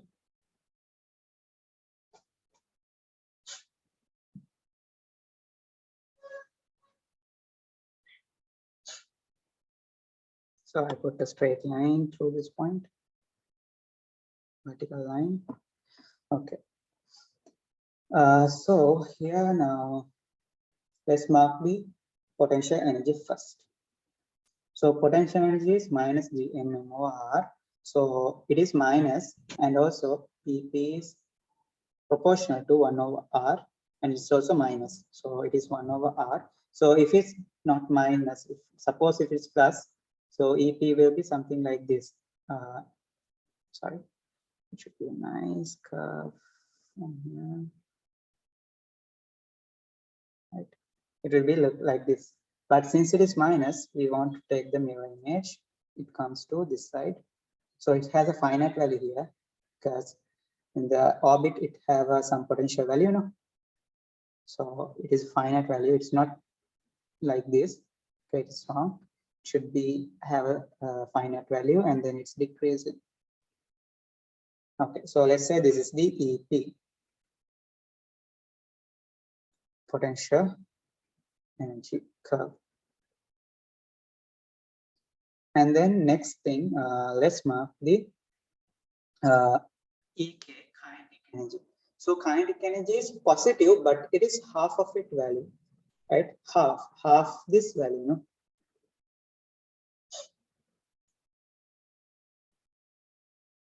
Okay, potential energy is half the value. So something, if you take here something like 3 centimeters, so it's like 1.5 centimeter here, something like from here, and then it is again decreasing.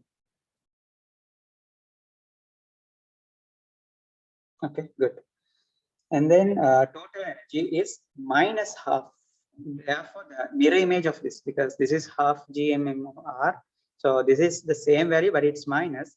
So we have to take the mirror image of this now somewhere like here, from here, and then it goes like this. Okay. So let's mark the values. This is EK, kinetic energy, and this is total energy, ET. Okay. Okay.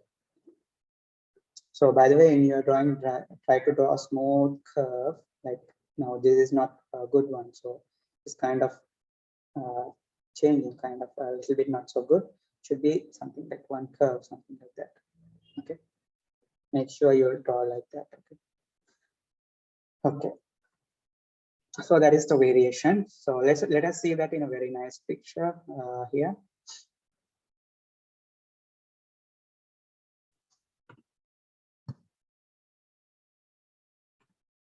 Okay, so it's kind of something like this. Now here, for example, if I consider a particular point, let's say here this point. Okay, this is potential energy and this kinetic energy. So here we have 1 square, that means minus 0.5 joule. Kind of, I'm not sure about the unit. It has to be like a megajoule, something like that. Anyhow, if it's like 1 square, so here we can see the kinetic energy is half of it, because kinetic energy always half the potential. So the total energy is the minus half. You can consider any point, even if you consider here. So this length, if half of it will be there. So it is anywhere it's true here, even if you consider here. So these two squares, right, at this point. So here this is 1. And the total is again 1, it is minus. Okay. Okay.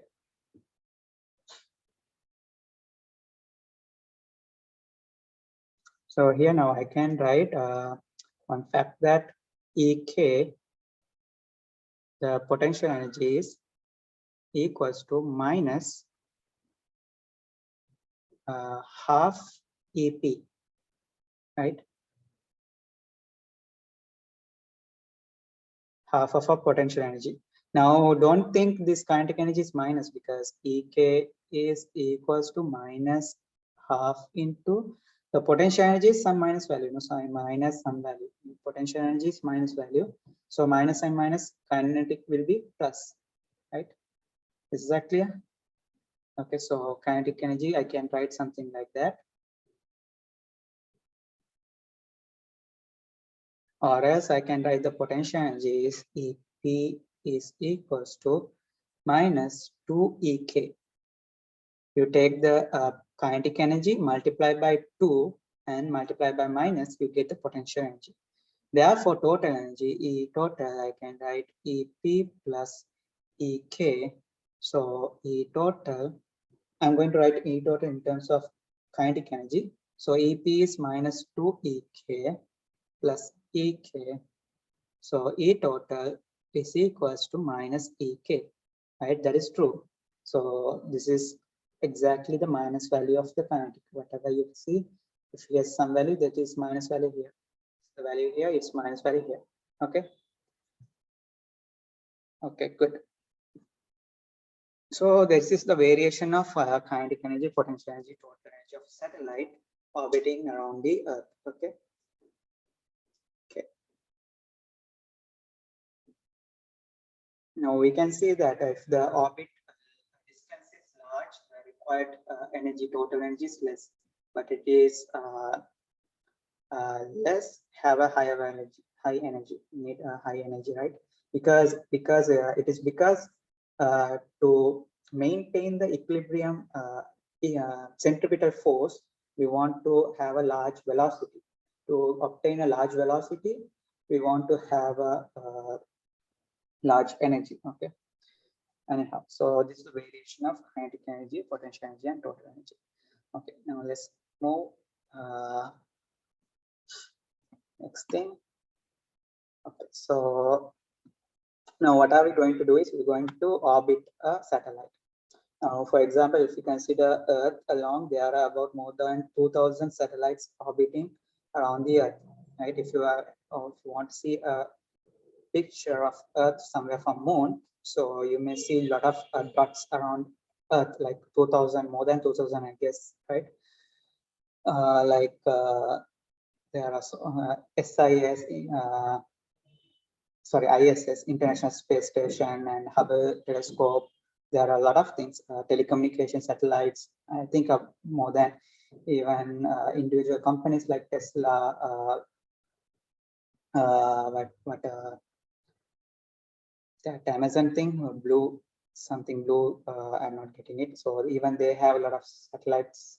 So anyhow, there are a lot of satellites orbiting around the Earth. So let's say you are going to orbit a satellite to to orbit. So we want to do it. For that, we need some energy required, right? So that's what we are going to look at. Okay. So first, let's see the minimum energy required for satellite to orbit around the Earth. So that means we take a satellite from Earth's surface and bring it to just bring it to the orbit, right? So there we don't consider it has a kinetic energy. We only want to get it to our orbit. For that, we need to give supply some amount of energy, right? So that energy is what we want to find out.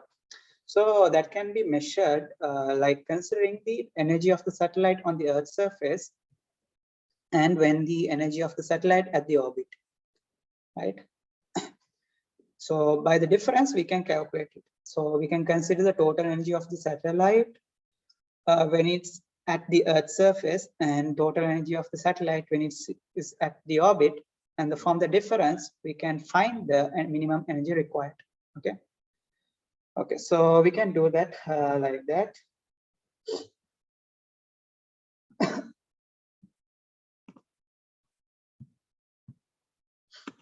Okay, so so the minimum energy required can be found out by potential energy of the satellite at the orbit. So there we don't consider a speed. We only want to get it to a orbit. Whether it will acquire speed or not, only thing we want it to bring it to that orbit. So that means we assume no kinetic energy. So then only no kinetic energy means the minimum energy required, right? So the minimum energy required can be obtained by just simply the potential energy at the orbit minus the initial energy, potential energy, which is the potential energy of the satellite when it at Earth's surface, right? Okay, so that thing can be obtained like this. So E mean minus GMM over R. So R is the distance to the satellite from the center of the Earth. So let's say this is the radius R, and this is the orbit. Right? So here's the satellite. Okay. So this distance from here to here is R. Okay. Now this gives the potential energy minus GMM over R, which is the potential energy at this point. Okay, so this distance is simple, and minus the potential energy of the satellite at the Earth's surface. So when it is at the Earth's surface, then the potential energy is minus GMM over capital R, where is the radius of the Earth. Okay, good. So that is minimum energy required is equals to minus GMM over R minus GMM over capital R. So, and now we can see that minus GMM is common. So we can pull that out. So we will obtain minus GMM times 1 over R minus 1 over capital R, right? So here, this is, even though you can see it's a minus value, here we get this is a positive value. So 1 over R is larger than capital R. So this is a small number minus a larger number. So this term is minus. So minus and minus plus, right? Because we are finding the delta E here. The energy required to take the satellite and put into this orbit, right? So this is the amount of energy that human has to give to the satellite to bring it to here. That means the kinetic energy required. So delta E is actually half mv squared. So here m is mass of this. If you know the mass of the satellite, so we can find what is the velocity required here to project it, right? So we will project from velocity v but due to Earth's gravitational attraction, this velocity decreases, and when it comes to here, the velocity becomes 0. So no kinetic energy at the orbit. So that's why we consider the minimum energy, right? If we give a velocity greater than this particular v, as I say, so E min is equals half into m into v min. If we give a velocity larger than this value, let's say if giving a v greater than v min, what will happen is as is obtained to reach to the orbit, it still has some velocity, right? Maybe that velocity will keep this in the orbit, or it may be take it away. It will take the satellite away from the orbit, so it makes some error. So we want actually to bring it to here, right? Okay. So in case somehow due to some effect, if it's kind of, we can see that this satellite is about to move away from the orbit, so they use thrusters to maintain the orbit, to keep the exact location. You may have seen in satellites they use thrusters. Okay, so with the use of thrusters, we can maintain the location to bring that.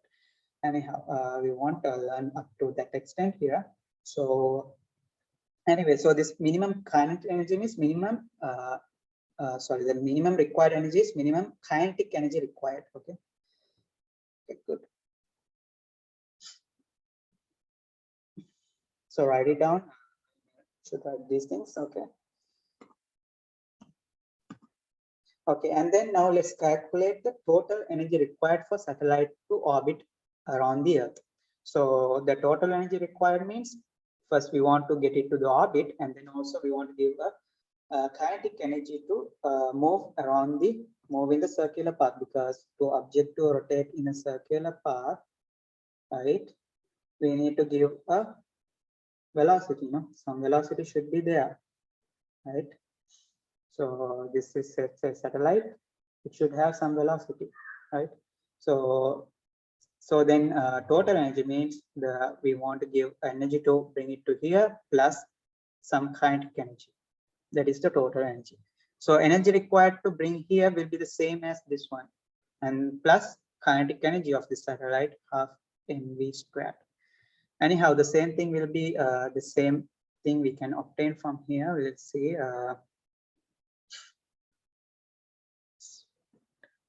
Okay. Okay. So now you can see E total is now this EP minus E, the potential energy at orbit minus this one is the same as this, plus kinetic energy, right? Right here, EP at the potential energy of the satellite at orbit minus potential energy satellite at Earth. So that is the same thing, which gives this plus kinetic energy half mv squared. Okay, good. And here we know v squared is we already discussed Gm over R, right? I can say V equals Gm over R square root, right? We discussed this earlier. Okay, so now we can write.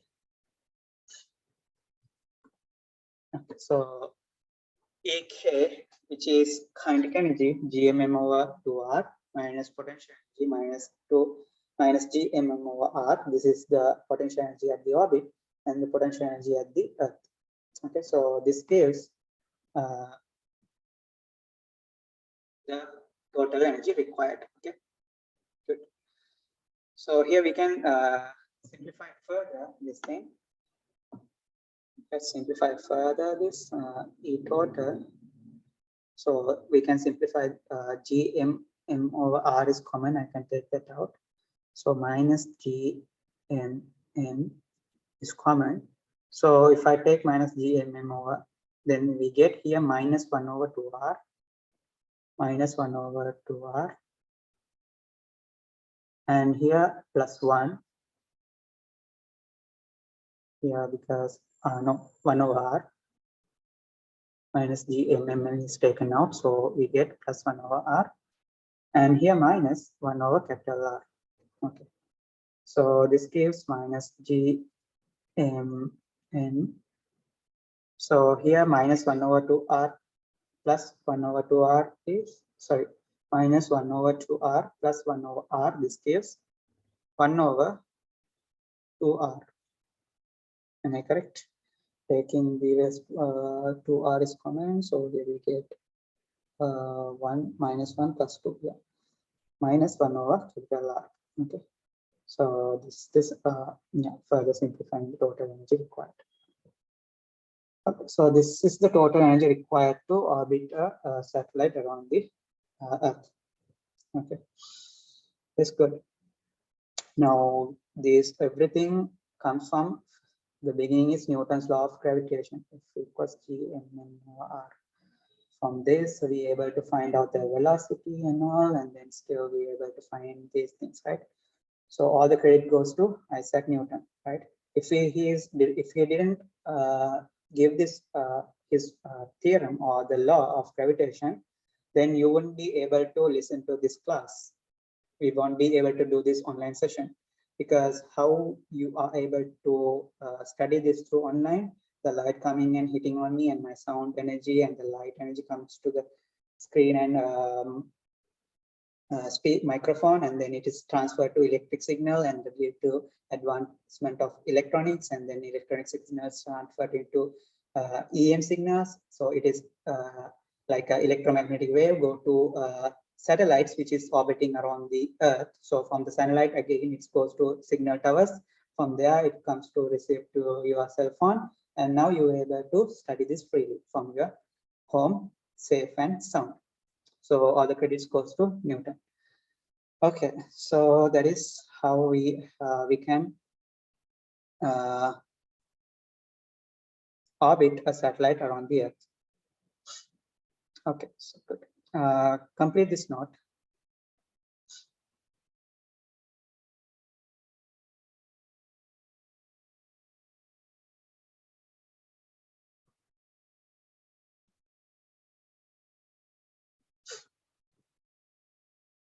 Okay, and let's move to the next slide.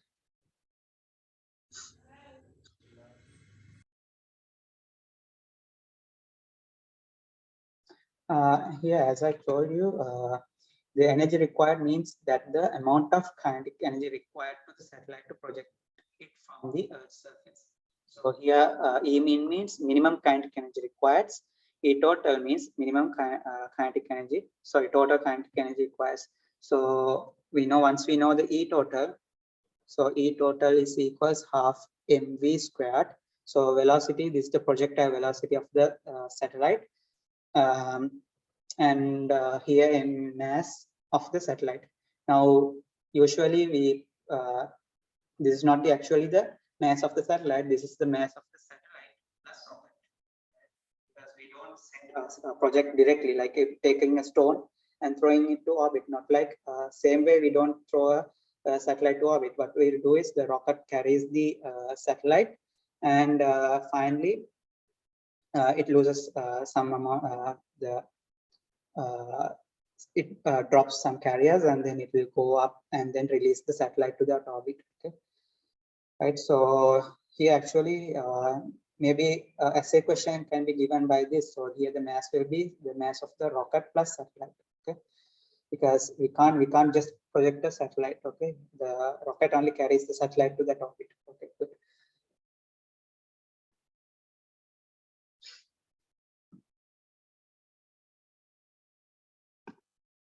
Okay, and then geostationary satellites.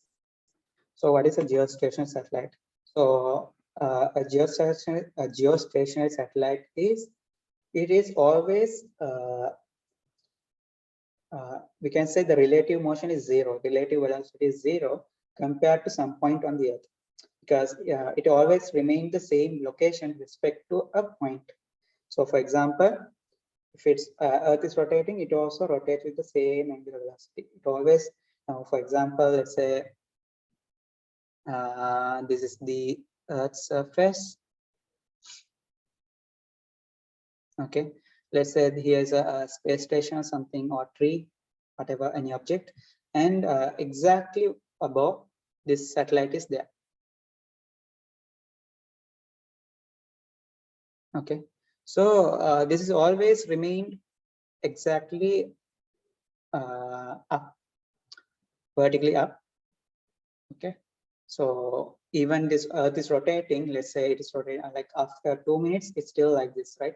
Because Earth has some angular velocity omega, this one also has the same angular velocity omega, right? Okay, good. Okay, now if I ask you a question, what is the angular velocity of the geostationary satellite? What is the angular velocity of this geostationary satellite? So that is the angular velocity of the Earth, omega. So how can we find the omega? Now with the informations, you can find omega. You can find the value in some value, radian per second, right? How can you find the angular velocity of this geostationary satellite?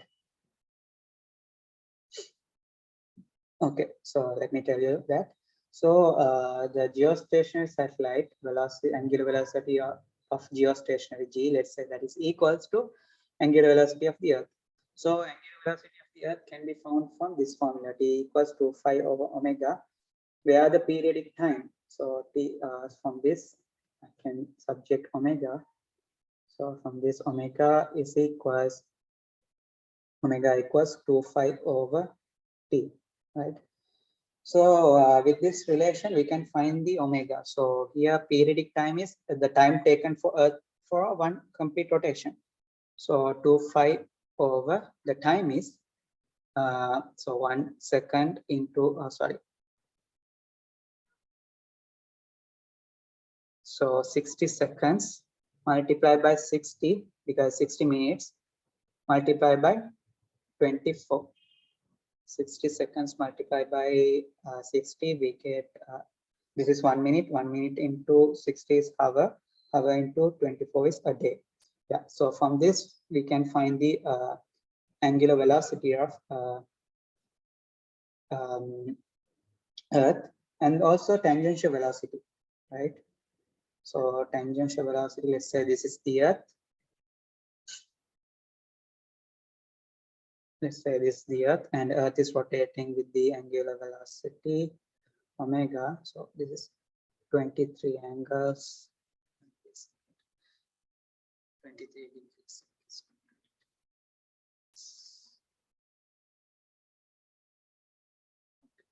So it is revolving, rotating like omega. So if I consider someone here, they will have some tangential velocity v.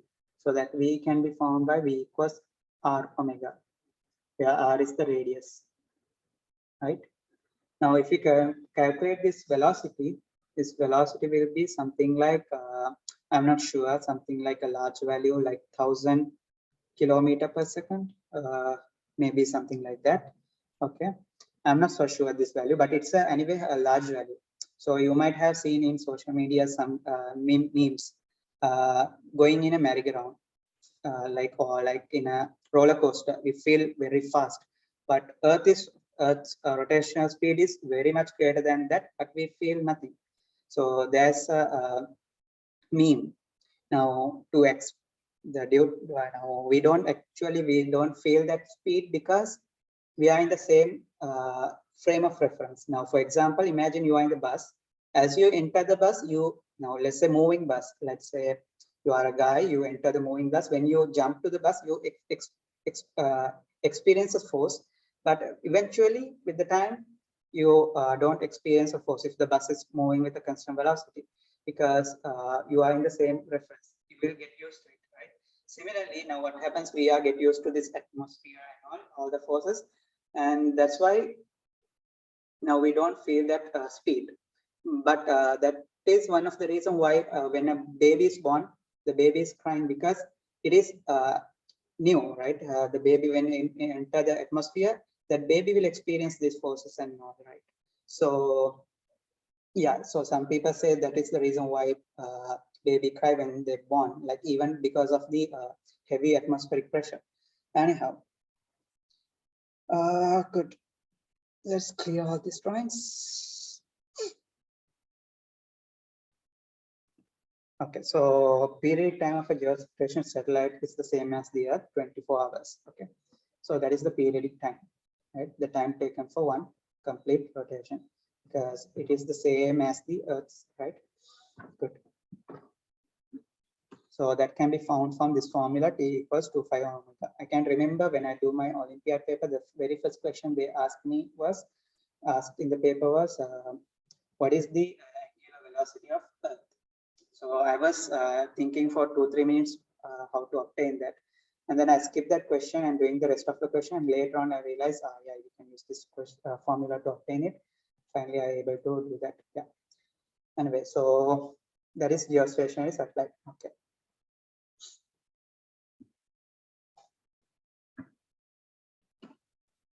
Now, geostationary satellites are very important, like in communication satellites. Now, because now let's say this is owned by a satellite, let's say owned by Dialog company. I don't know whether Dialog have a satellite or not. Maybe they are share. They might be sharing some of company from India, maybe. So let's say Dialog have some satellite. So this Dialog satellite is only powered in only within Sri Lanka. So it always have to be in the Sri Lanka. So they will use geostationary satellite, right? Okay, because it is always at the same position relative to some point on the Earth. Okay. Okay, so this is the final topic in our discussion, escape velocity. Okay, so escape velocity is defined, or we can explain that is as the minimum speed required for an object on a planet's surface to exit from the planet's gravitational field. Okay, the minimum speed required for an object to exit from the planet's gravitational field is what we call escape velocity. Now let's say now I'll draw another picture, something like here.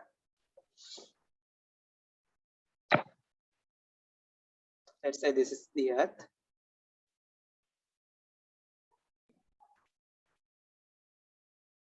And let's say we have a ballistic missile gun. Okay, a missile gun. So first I'm hitting with this one with one speed. What happens? This goes and falls down towards the Earth gravitational attraction. And with now I increase the speed gradually. So another speed, something like this, and again falls down. So I keep increasing the speed gradually. So like this will make be something like this. But if the speed is max greater than some threshold value, what happens is it's go and never come back, right? So the minimum velocity to obtain this this condition is what we call escape velocity. This escape velocity differ from planet to planet because it depends on the mass and the radius. Okay, now we will obtain the equation for that. Okay, so yeah,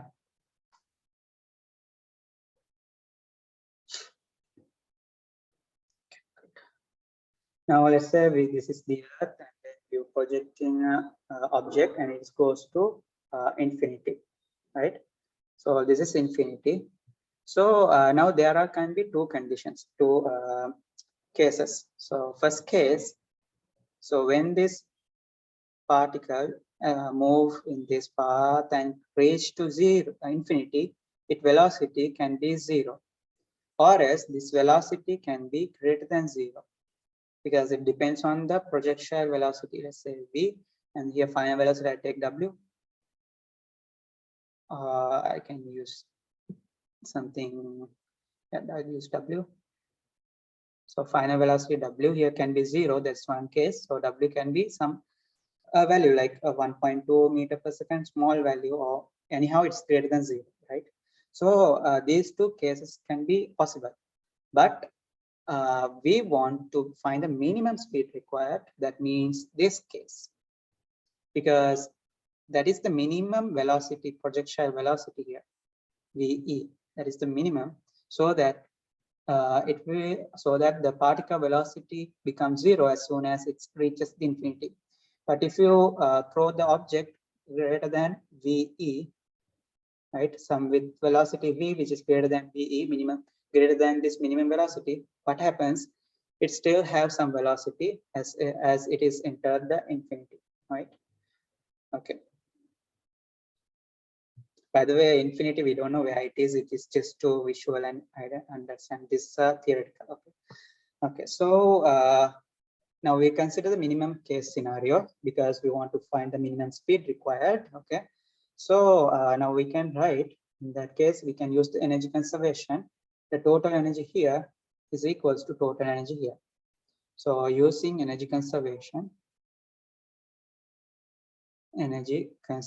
principle.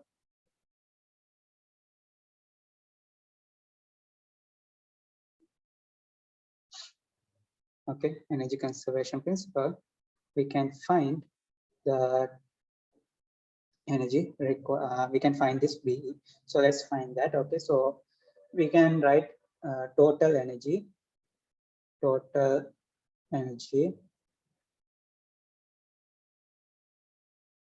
at Earth is equals to total energy at infinity. Okay, total energy at Earth is equals to total energy at infinity. Okay, so total energy is, we know, kinetic energy plus potential energy, right? So kinetic energy, EK plus kinetic energy plus potential energy on Earth is equals to kinetic energy plus potential energy at infinity. So now let's write down what is the kinetic energy on Earth's surface. So kinetic energy is the projectile velocity VE, so half m VE squared is equals to potential energy is minus G m over capital R is equals to kinetic energy at infinity. So we are considering the minimum case scenario. So that means velocity is zero. So kinetic energy is zero. Plus potential energy, we defined the potential energy at infinity is zero. Remember when we're talking about the potential energy, I told you, we defined the potential energy at infinity is zero, so that anywhere else is going to be minus value. Okay. Okay, so from this now we have half mVE squared is equals to Gm over capital R. So m cancels off. So VE is equals to Gm over capital R square root. Okay. So that's it. That is the escape velocity on Earth's surface. So we take these values and we can find the escape velocity. So which is something like 11.3 kilometers per hour. Because if you put the G value, capital M value, and Earth's radius and simplify this value, you get VE is something like 11.3 kilometers per second, 11.3 kilometers per second.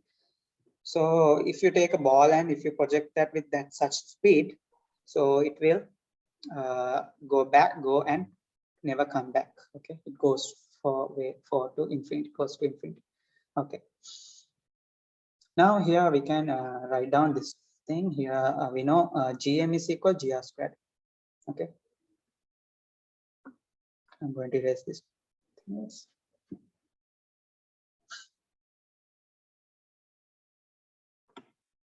I use this area. Okay, we know since Gm equals Gr squared, right? We can write VE equals 2Gr squared over 2Gr squared over R, right? Square root, which gives me that this is equals to 2Gr square root, right? Okay, so yeah. So this is the equation for escape velocity. You can use either this or this.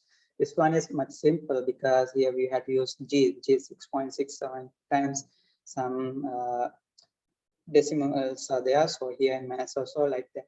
But here G and R, which is simple, no, because R is something like 6,400 kilometer.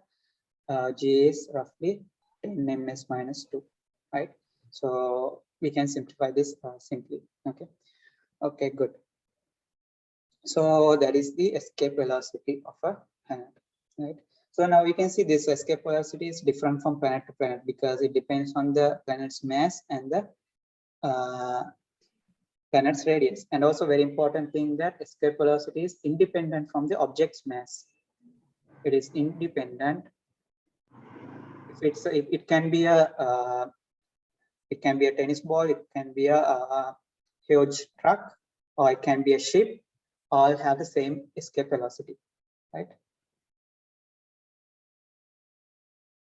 But projecting a ball compared to a ship is not easy because the mass is large, you know, for ship, because the required energy half mv squared. The required energy is half mv squared. So if the mass is large, the more energy required, no, right? Okay. So it makes sense. Good. If you haven't write down these things, take a screenshot. Okay.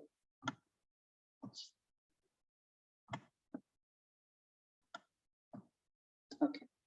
And now next, let's see. Let's find the escape velocity of Earth. Okay. Let us find the escape velocity of Earth. Okay, good. Now, as I told you, escape velocity of Earth is, we can write VE is equals, now I'm going to use this one, 2gr square root, which is simple, right? So here we get 2 into g is approximately equal to 10, and this 6,400 kilometer. So kilo I can write in 10 to the power 3. Let's write on SI unit 10 to the power 3. So everything in SI units, right? So yeah, good. Then here we can write this is I can write this as 2 into 64 is 8 squared into this is 10 to the power 3, 6, 10 to the power 7. Am I correct? I'm not so sure the radius of Earth is 6,400. I will clarify it, right? Because I didn't check that. I will check that whether the Earth's radius is 6,400 kilometers. Okay, give me a second.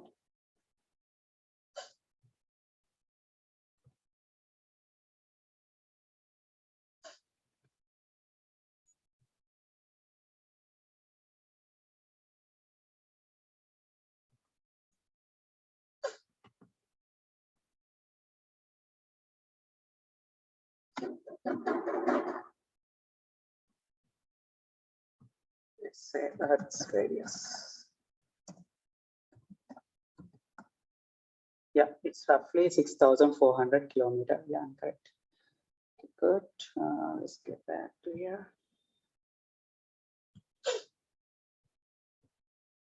Okay.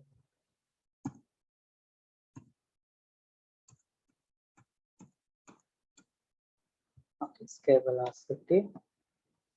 Okay, 6,400 kilometers. So let's simplify this.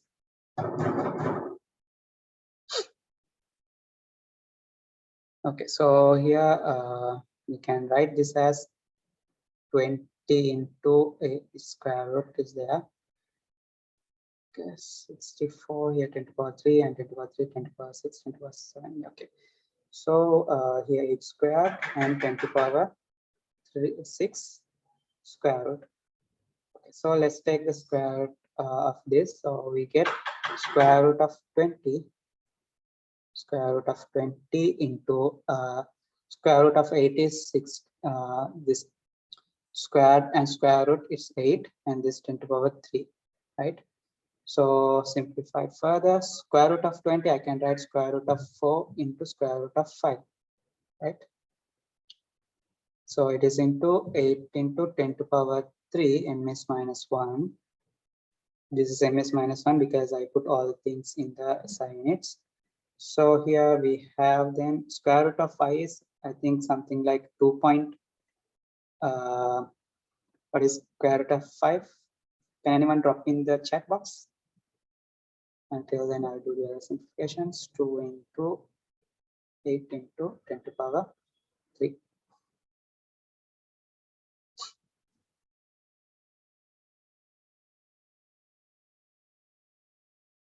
Can anyone drop me the value of square root of 5 in the chat box?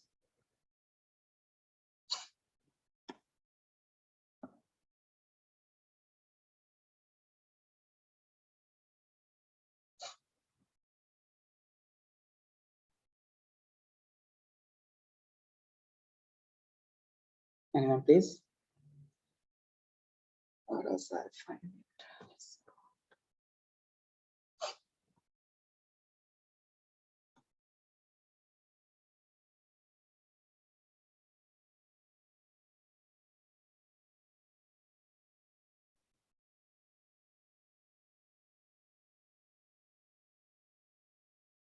I got from something. Okay, wait, I'll check.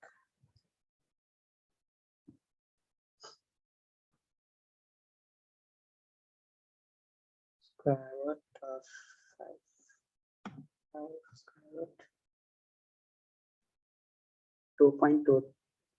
2.24236. So we can take 2.24. Okay, thank you.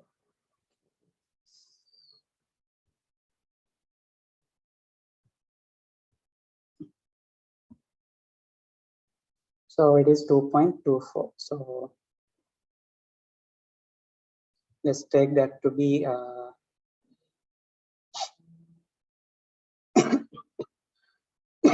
sorry.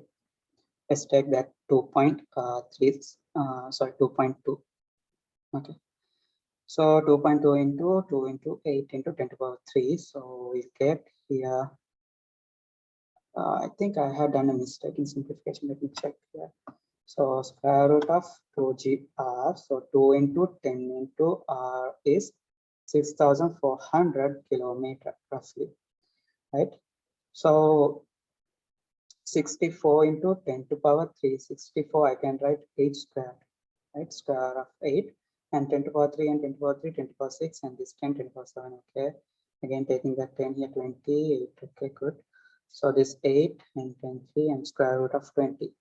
So square root of 20, that is square root of 4 into 5. So 4 is 2. So 2 into 8 into 10 to the power 3, okay, good. And then 2.2 into, okay, so let's correct. All fine. So here we get 2 into 8, 16. 16 into 2.2 into 10 to the power 3.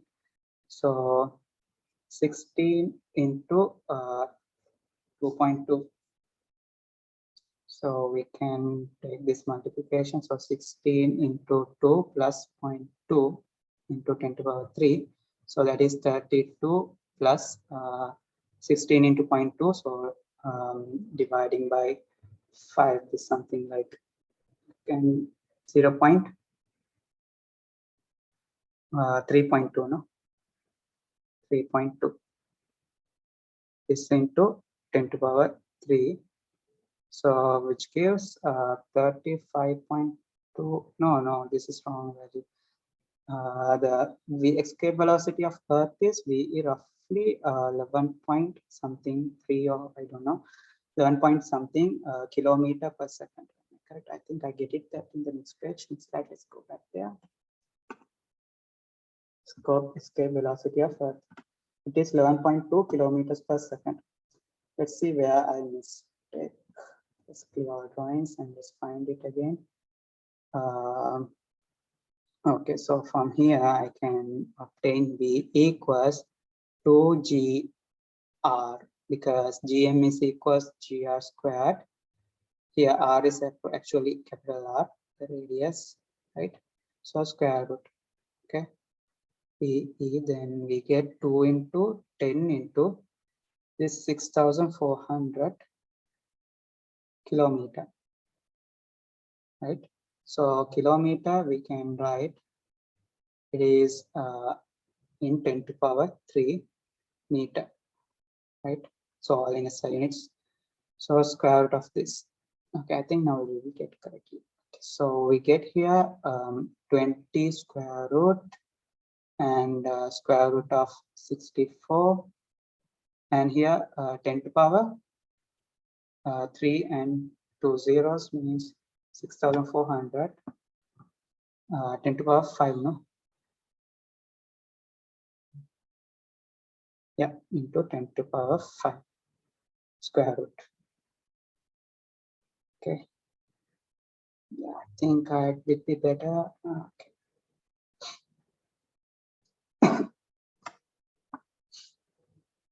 So easy like this.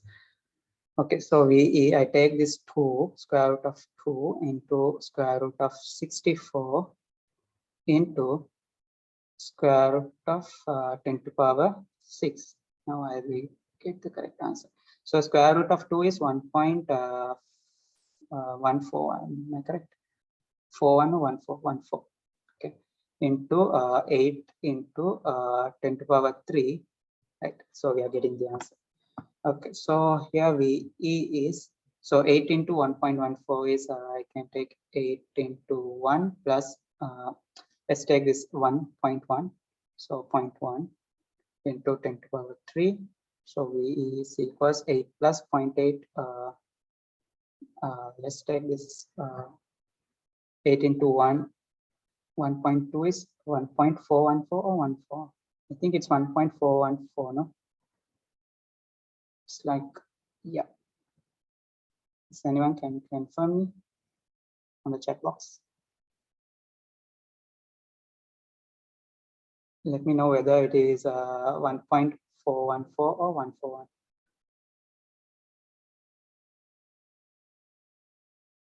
Let's check the calculator.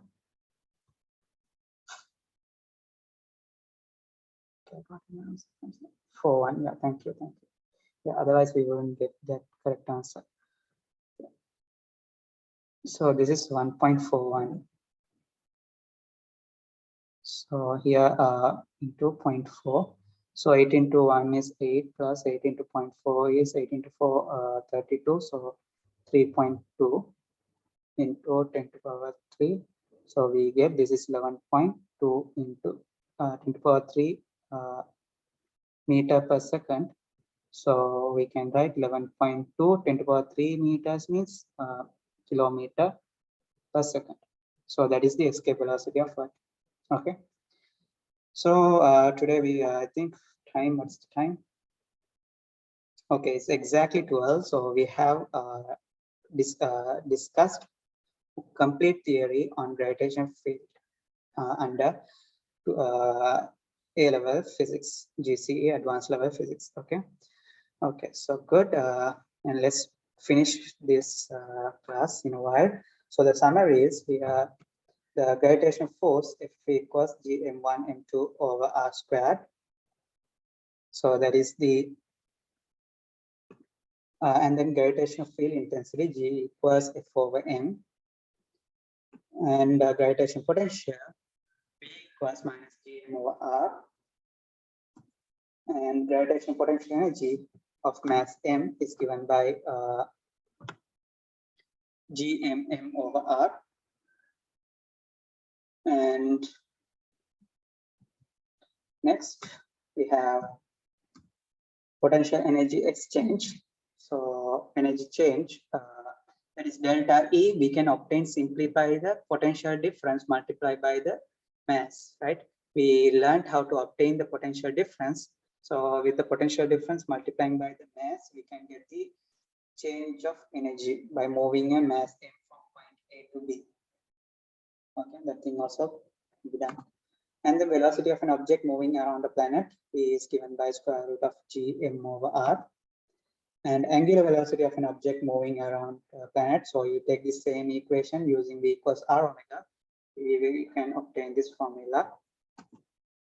And the Kepler's third law, which says that period time, square of the period time is proportional to cube of the distance. Okay, that's Kepler's third law. And next we have kinetic energy of a satellite is given by this formula, and potential energy of the satellite. The potential energy of the satellite is same as the potential energy, like minus gmmor, and then total energy of the satellite is given by the addition of kinetic energy and potential energy, which is E total is given by minus gmmor 2r. So finally, we learned the escape velocity of an object on a planet is given by 2g m/r, where m is the mass of the planet and the radius of the planet, r is the radius of the planet. Okay, so we are done. So yeah, and let's see some quotes of Einstein, because if you want to understand gravity, first thing you want to learn is gravity from Newton, and then next thing you want to learn from Einstein. But fortunately, the gravity explained by Einstein, it is not in our syllabus. But anyhow, Einstein also done a very big work in the field of gravity. So if you are in the field of physics, if you study further like a PhD level, you will learn something like general relativity, which is by Einstein to explain gravity, because in Newton's formulation, we only have a formula to obtain the gravitational force effect and the strength, right? We can find that, but Newton's theory does not explain us how this gravity force arises, how this gravity comes. So those things will be explained by Einstein in his gravitational theory, which is relative general relativity. Okay, so let's go through some of the Einstein quotes. So I wanted to let you know, because they inspires you. You want to think like, because for subject like science, physics, maths, chemistry, biology, don't just study just because of the sake of exam. You should learn for the sake of your knowledge. So when you have such an intention, you understand the things very well. So it will really helps you to do best, get good grades in your exams as well. Anyhow, so one of the quote is, I have no special talent, I'm only passionately curious. So you should have this curiosity. Now, one of the example, we learned about the gravity today, but I didn't explain how this gravity arises. So you should have that curiosity, how this gravity force is actually arising, from where this gravity comes. Is there any other particle interaction between gravity, something like that? So you have to be curious in learning any field in STEM, science, technology, engineering, mathematics. In anything you learn, you have to have a good curious, right? To have a good, I mean, being curious is a good way of getting, studying and obtaining the knowledge, learning, okay?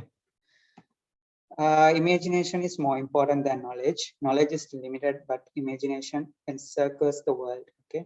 So imagination is very important. You have to broad mind, you have to think a lot of, right?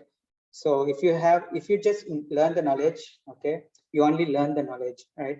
So those scientists who have introduced new things to the world, they have to extra thing. What they have done is imagination. They have imagined things. Now, what if this happens this way? What would happen? They have think out of the box. So if you want to succeed, you want to think out of the box. Imagination is very important than knowledge. Okay, and then the important thing is not to stop questioning. Curiosity has its own reason of existence, right? So it's again explains the importance of curiosity. So you have to have a curious what happens now, for example, how, from where the gravity comes from, right? So you have that curiosity, so that what will you do? You questions from the others, or you question some books, right? You seek answers for those questions, right? So questioning comes from curiosity. And look deep into nature and you will understand everything better. Okay. Okay, so you have to look deep into nature. Now, for example, understand, for example, throwing a stone under the gravity, right? So the mathematics and physics tells that there are two specific angles that gives the same horizontal displacement. But that thing you should already got into know by your experience. Or like when you're playing with a tennis ball in the playground, with your experience, you should get to know. So that is something you come from day-to-day experience. Okay, then, so that's all. Let's finish this seminar right now. And thank you for participating. And I hope this seminar is you find benefits in this seminar. And yeah, you can leave. Thank you. Take care. See you. Bye.